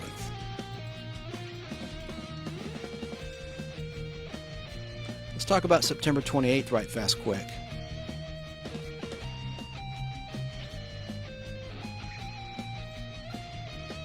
And then we'll get to Olivia Newton-John, who was born on September 26th. Melissa, well, I don't want to jump all over the place, but happy birthday on the 26th. Happy belated birthday to Melissa Sue Anderson from Little House on the Prairie, and happy birthday to Me, a freaky horror slasher movie. It was made in Canada. So let's look at our list for September 28th. Oh, you got some big biggies. Bridget Bardot and just a sec. Hilary Duff, I always liked her. Naomi Watts was born on September 28th, 1968 in England. Happy birthday to you. Bridget Bardot. Wow. She's still around, born in 1934 in Paris, France. Of course, she's a French actress and singer known for her films And God Created Woman and Viva Maria. Beautiful lady. And so sad about Sophia Loren. She had a recent birthday and she fell and broke her hip in several places. Happy birthday to Mira Sorvino, born September 28, 1967 in Manhattan, New York. Daughter of Paul Sorvino, another great actor. She's good too. Very talented. I like Rami Michelle's High School Reunion. They created Post-it notes, don't you know, with Lisa Kudrow from Friends. That was a good, kind of a cute movie. Happy heavenly birthday to Ed Sullivan, born in 1901 on September 28th. 1901 in Harlem, New York, and he died back in 1974 on October 13th, 1974. Some people I don't acknowledge just because... Oh, happy birthday, because I don't like them. Happy birthday to Moon Unit Zappa, Frank Zappa's daughter. She was born September 28th, 1967. I love her novelty song, Valley Girl. I play it a lot in retro music cuts on Fistful of Radio. Out of Atlanta at fistfulofradio.com. You can check it out. I love Valley Girl. It's one of the best novelty songs of all time. Let's see. Also on September 28th. I didn't prepare this, can't you tell, as I stall here and and ah and play that music again and again and again and again. William Wyndham, I'll mention him. Heavenly birthday. He's born on September 28th, 1923 in Manhattan, New York. He died on August 16th, 2012. He was in so many Quinn Martin shows. He was Commodore Decker in the classic Star Trek episode, The Doomsday Machine. Supposedly the father of Will Decker from Star Trek, the motion picture, played by Stephen Collins, who was disgraced about 10 years ago. And I won't even talk about why. But it caused the breakup of his marriage to Faye Grant, who has been on Curtis's Retro Zest podcast in 2023. He did a fantastic interview with her, and she was the star of V, the original miniseries V, The Final Battle, and V, the series. Faye Grant, among other things. Okay, so I guess I'm going to wrap on the birthdays as we start to wind down the show. I say that and then I go for another half hour, it seems, at least. Oh, I didn't talk about Olivia Newton-John. Happy heavenly birthday to her. Jumping around here, we got to go back to September 26th, and I'm going to play an interesting clip I found from 1977 where she's on the set of Grease. Grease didn't open until 1978, so it's in production. She's talking to Mike Douglas, and I think this is a pretty cool piece of audio that I want to share with you now, and then we'll get to our nostalgic, oh, it's right here, the nostalgic treat of the week. That's coming right up. Let's listen to a little bit of this interview with Olivia Newton-John. This is from November 3rd, 1977 on the Mike Douglas Show. We were in Hollywood recently, and we visited the set of a movie that's just finished production. It'll be in your theater soon. It's the movie version of the hit Broadway musical Grease. And wait till you see who's in the cast. John Travolta and Olivia Newton-John. Watch. I'm at Paramount Studios on the set of a big new musical movie, Grease. And the producer of Grease is a big-time Hollywood manager and producer and a man who knows this city better than anyone I know. He is Alan Carr, a good friend. I always marvel at this, people shaking hands. Yes, on a park bench in front of a drive-in. Doesn't everybody do interviews like You this? come here often to this drive-in. What is this set? This is a very glamorous set, it's hard to see inside, of the Frosty Palace They're doing soda a shop. I understand. Yeah, good. Because we're here live from Paramount. And this is the scene where all the high school kids gather. This is the long-running Broadway musical that's still playing in New York for 7 years. And this is the movie version, and it's going to be glamorous and fun. For those people who haven't seen the show, Grease, tell us a little bit about what it's Well, like. it's the ultimate 50s statement of musical comedy. It's what it was like growing up in the era of James Dean and CinemaScope and 3D and rock and roll and greased hair and ponytails and poodle skirts.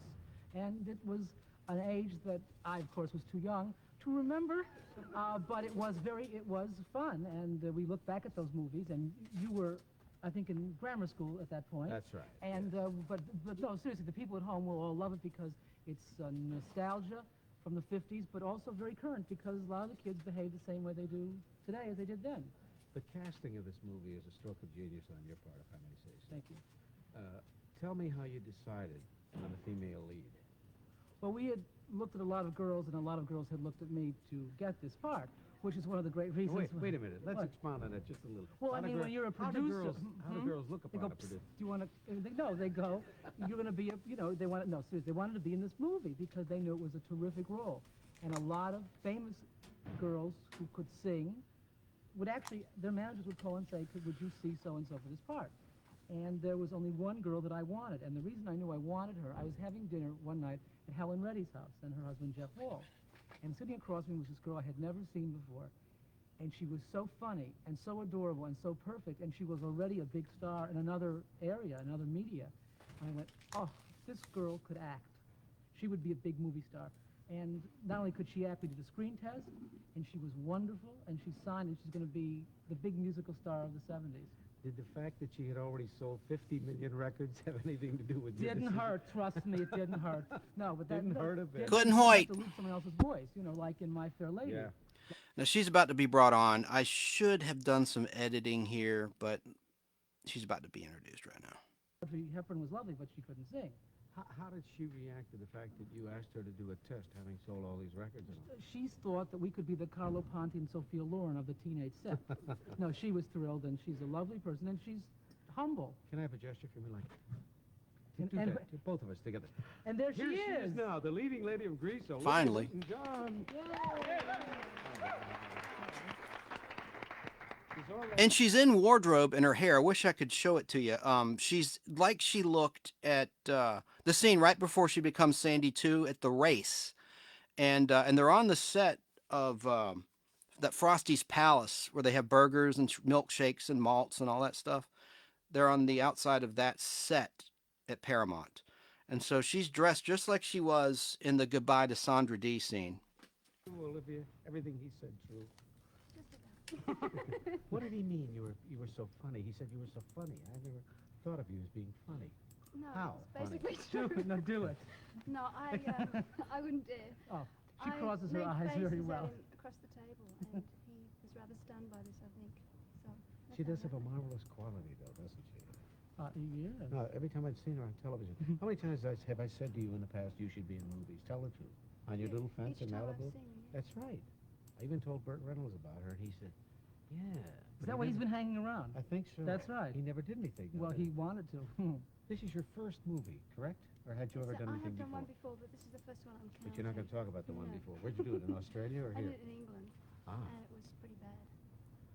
Knowing the importance of this role in this movie, how did you feel that first day when you walked in front of the camera for your first scene? Were you very comfortable? Not completely. I was nervous, very nervous, in fact, but everyone made me feel so comfortable. That He makes it was easy fine. for you, though, Yes, doesn't he? did. He's such terrific. fun to be around. Carlo. Gee, hey, hi, Sophia. Oh. But he asked you to do a screen test, a lady who had already achieved stardom. How did you react to that?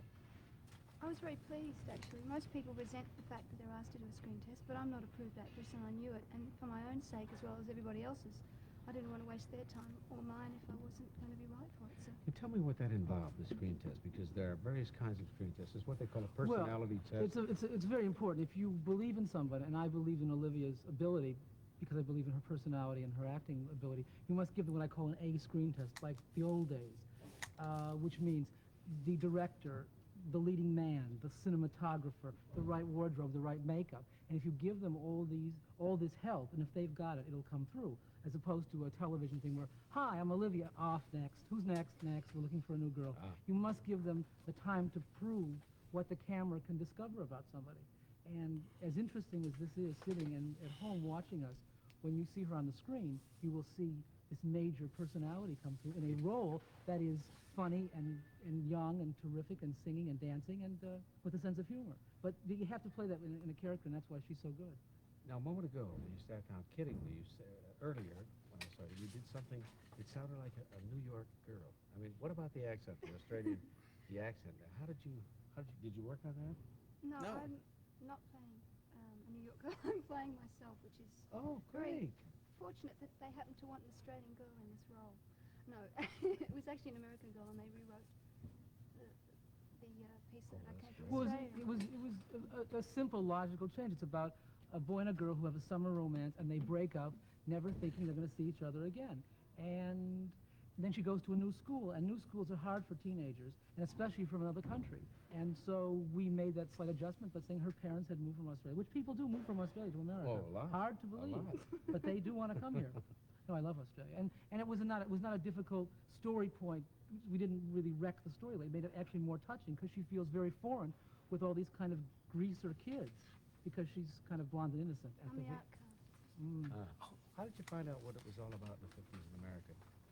How did you learn as a kid about that? I was in Australia then. Yeah. I was pretty. We had a lot of television, Dick Clark and all those shows. Did you? Yes. I didn't know that. Oh yes. Australia now and then has followed America pretty closely, really.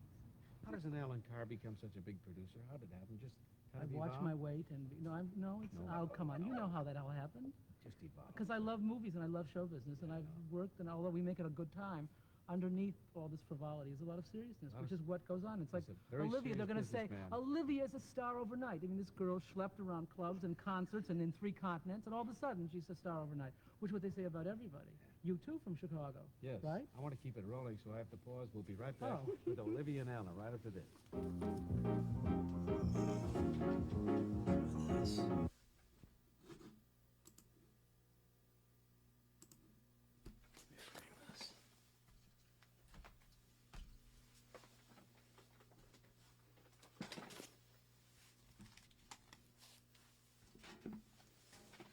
Just a moment. We got some dead air all of a sudden. They went to break. Hang on. I want to play a little bit more. I think this is very rare stuff here. There we go. Sorry about that. Alan, I do want to know more, if I may, about how things are going. Are you on schedule, as they say? Yes, we are on schedule and on time, which is very important for a musical of this size, because it could be very costly, and I think that so the economics of the movie business is very important so that we don't spend more money than we should. So we're all fine, because the kids are very professional. I mean, Olivia, another kind of star could go, I don't like my hair and makeup. Well, that statement would cost us thousands of dollars if she were temperamental and difficult. And that does happen in movies. You've heard about movies where And people have said that. Oh, yes. And read about it. Are you enjoying this? Loving it. Had a terrific time. What's the toughest part? Is the waiting between scenes, is that rough for you? No, because there's always people to talk to and things. So it's getting out early. That's the hardest thing. The girls have to get up earlier than guys, don't they, to get here? Takes longer to get together. How did you get Joan Blondell for this movie? We just really asked her because we felt that she was right to play this kind of tough waitress with a heart of gold, a role that she knew. And she is the waitress at this soda shop where the kids come and hang out.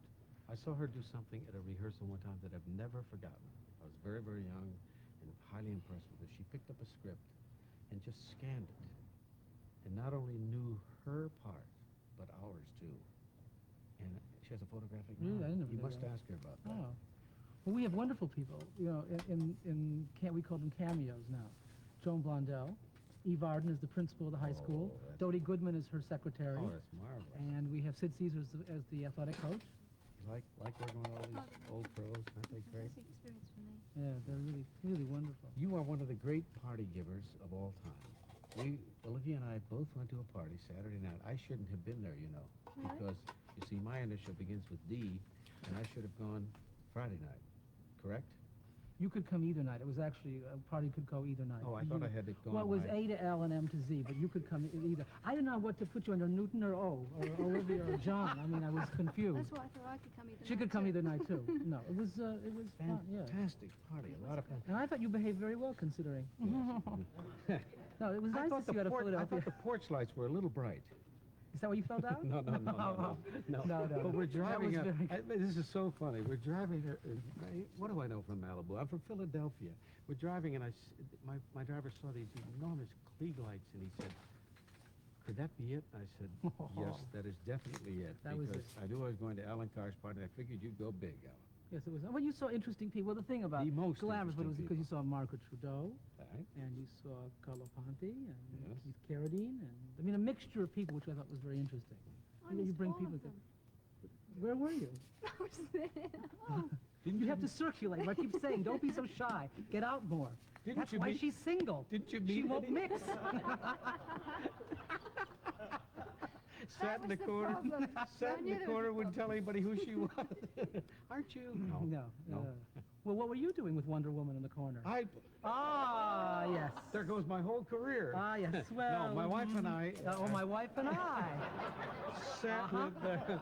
My wife and I sat with Ron Samuels and Linda Carter. Don't try to make anything out of this. No, I Alan. wouldn't. Hello, Rona. Rona Barrett. This is so dated, but it seems like I'm talking a lot about 1978 between the premiere of Battlestar Galactica. That's because it's the 45th anniversary. 45 is a big number, big anniversary to celebrate of Superman the movie, December 15th, 1978. Battlestar Galactica, September 17th, 1978. Grease in 1978. But I'm playing this because it was recently Olivia Newton-John's heavenly birthday. She was born on September 26th. Anything you want. Do you do any business at those parties? Can you? No, I wouldn't do that. Come on. No, I wouldn't. No, I don't. Oh, I'd have a good time. You get the most interesting wardrobe I've ever seen, Alan.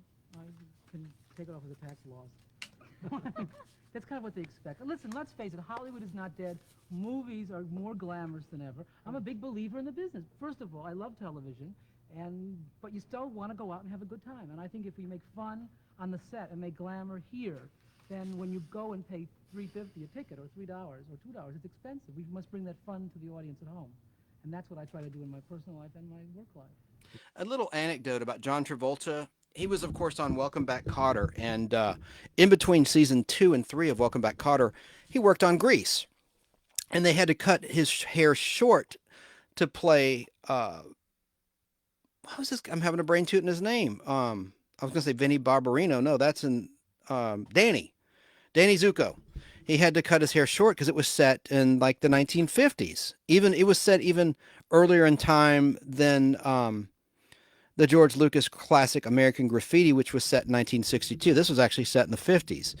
And so they put him in a terrible wig to look like his hair was still long in the season 3 premiere of Welcome Back, Kotter. The early episodes of season 3, the first several, it's like Chekhov in Star Trek. When Walter Koenig was introduced at the start of season 2, the original Star Trek, they had him in a beetle wig. or a monkey's wig, or both. It looked terrible, just like the John Travolta wig in season 3 of Welcome Back, Kotter. Does he do it here on the set? Is he that funny? Don't say one thing. Olivia, please. Olivia. No, he's fantastic. He brightens us up when he comes in. Thank you. You gonna stay in this business a while? I hope so. You know who I enjoyed? What did I do wrong? I enjoyed so much meeting your mother. Oh, she loved you. Yeah. Well, Doesn't she know that house? Because we're No, your mother did the funniest piece of business. We're sitting in the ocean, sloshing up underneath this porch, this lovely room, and there was a piece of plastic, and your mother apparently thought it was glass. She put this huge purse up there, and it was on its way into the drink, and we all went. At the same time, Mother does more shtick than you do. That's my beach house. She's not invited out there a lot. That's why I had the party, to show them that No, it was, the room was different. It was a covered porch. Now stop that. That room was usually a sun deck. Oh, no. All right, it's getting a little boring, so I'll cut that clip, but that is a great interview. God, Olivia Newton-John, I can't believe she's no longer with us. It just doesn't seem right that she's deceased, And she beat breast cancer all those years. So happy heavenly birthday to Olivia Newton-John. Olivia burst into life on Sunday, September 26th, 1948 in Cambridge, England, before relocating to Australia. Always full of youth, beauty, and strength, Olivia was a longtime breast cancer survivor. Best known as Sandy in what you heard there, a clip on the set of the big screen adaptation of the Broadway hit musical Grease. Olivia was exceptionally attractive in the panned cult classic 1980 movie Xanadu, where she met her future husband, professional dancer Matt Lattanzi, the father of her only child, Chloe. Olivia was a truly magical entertainer, and Olivia Newton-John sadly passed away on Monday, August 8th, 2022, at the age of 73. Big loss, but again, she's immortal thanks to her records and her movies. And it was funny seeing her in Two of a Kind, where she was reunited with John Travolta. It was a 1983 movie. It's a bad movie. But Olivia says swear words in that. I won't repeat it, but she goes, it tastes like S-H-I-T. In other words, she's kind of risque in that movie and funny and, and cussing. Using adult foul language is kind of funny because she, it went against her type there.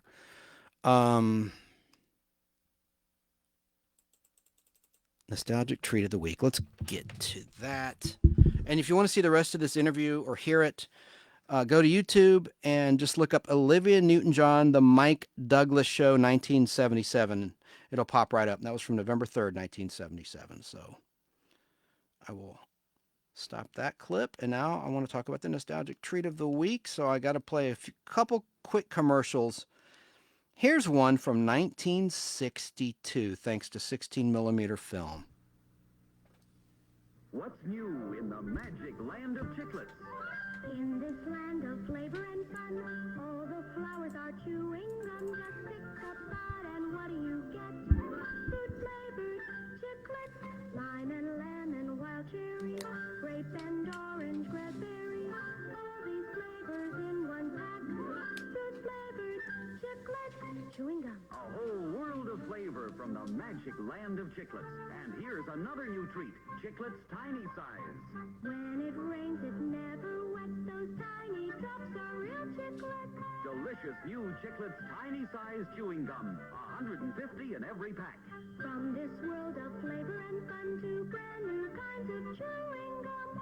A whole world of flavor in fruit-flavored Chiclets gum. And 150 pieces in every pack of Chiclets Tiny Size Gum. From the magic land of Chiclets.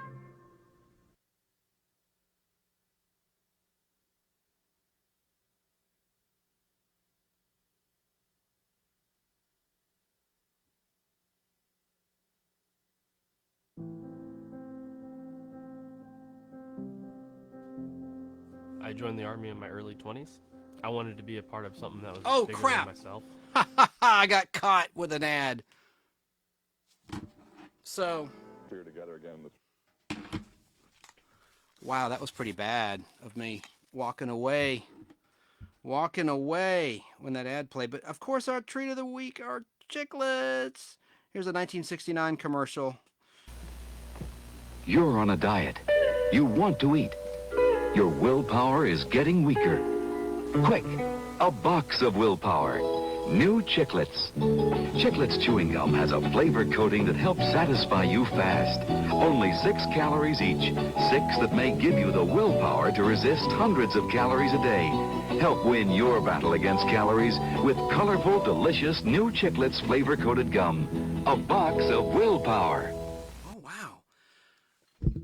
I love that hard shell on Chiclets gum, and the little minis were great. But Chiclets, that's, of course, an American brand of candy-coated chewing gum manufactured by Mondelez International. The brand was introduced way back in 1900 by the American Chicle Company, a company founded by Thomas Adams. Chiclets, the name was derived from the Mexican-Spanish word chicle, C-H-I-C-L-E, derived from the Aztec word meaning sticky stuff, and referring to a pre-Columbian chewing gum found throughout Mesoamerica. This pre-Columbian chewing gum was tapped as a sap from various trees. Chiclets are essentially the same as the indigenous chicle, with the innovation of a hard sugar coating offered in various flavors and colors. The original flavor was peppermint, and assorted fruit flavors were available in Algeria, Argentina, Canada, Colombia, the Dominican Republic, Egypt, India, Iraq, Lebanon, Mexico, Portugal, Syria, Turkey, the United Kingdom, and parts of the Americas. In some markets like Mexico, the brand is known as Adams Chiclets, named after the brand founder, Thomas Adams. In Greece, the colloquial word referring to gum derived from the first imports of the product, Chiclets, after World War II.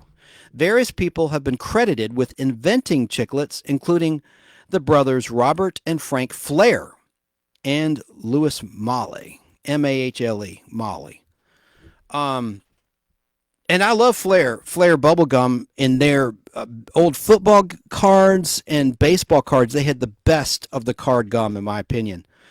But getting back to Chiclets, it was mentioned, and this is sad, in the Saturday Evening Post in 2019 that as of 2016, Chiclets were discontinued by Mondelez in the United States.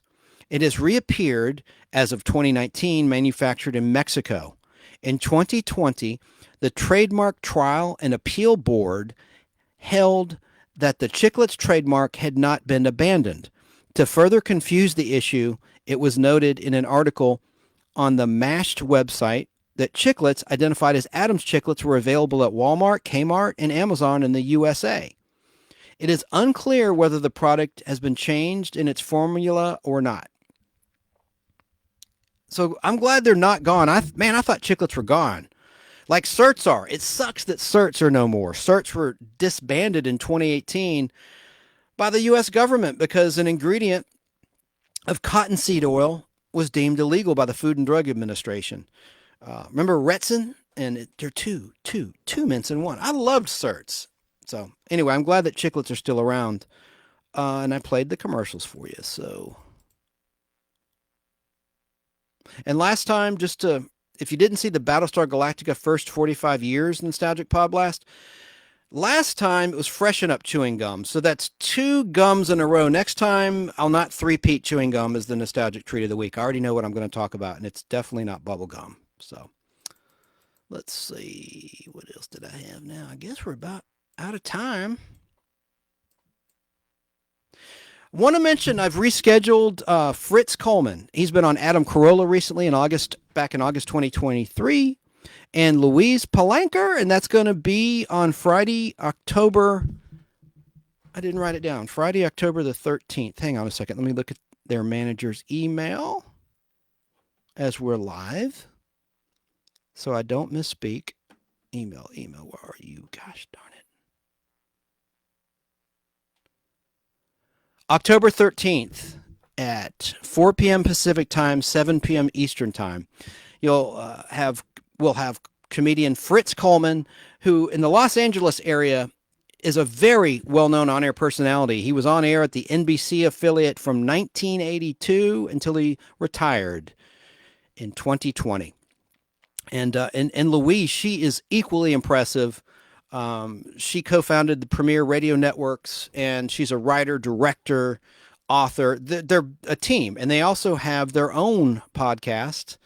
We'll talk all about it. That'll be coming up on October the 13th. I'll probably pop on YouTube Live in between now and then, but check them out. And just some shout-outs, and then we'll end the show. Don't forget Curtis Lanclo of the Retro Zest Show. He also runs on Fistful of Radio out of Atlanta. But look at his website. And he's got 33,000 plus members of his page on Facebook.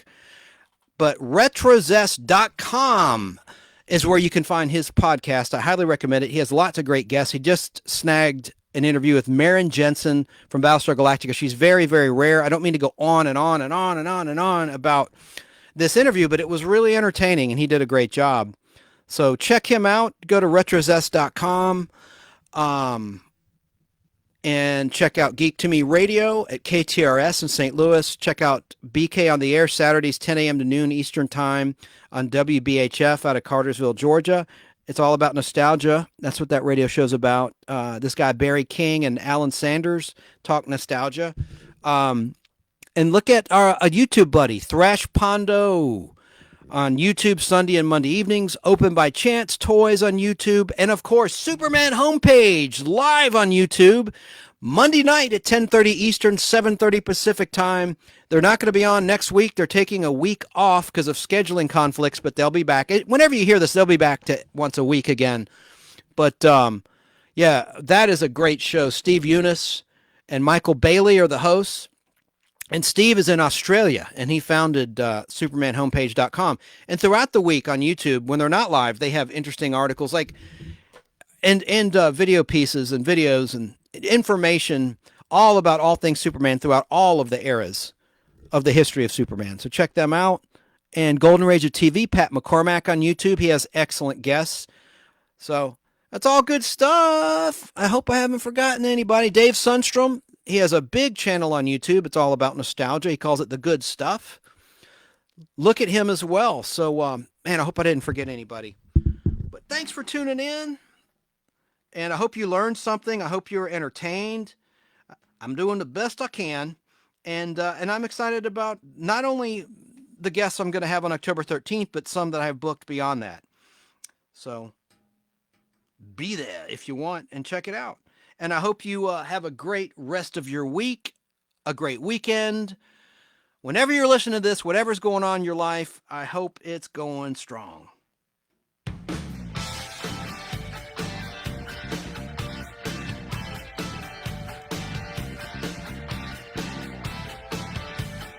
And thanks to Molly, my niece, for her movie reviews. That was pretty special. 10-year-old niece Molly with her 3 summer movie reviews. Thank you, Molly.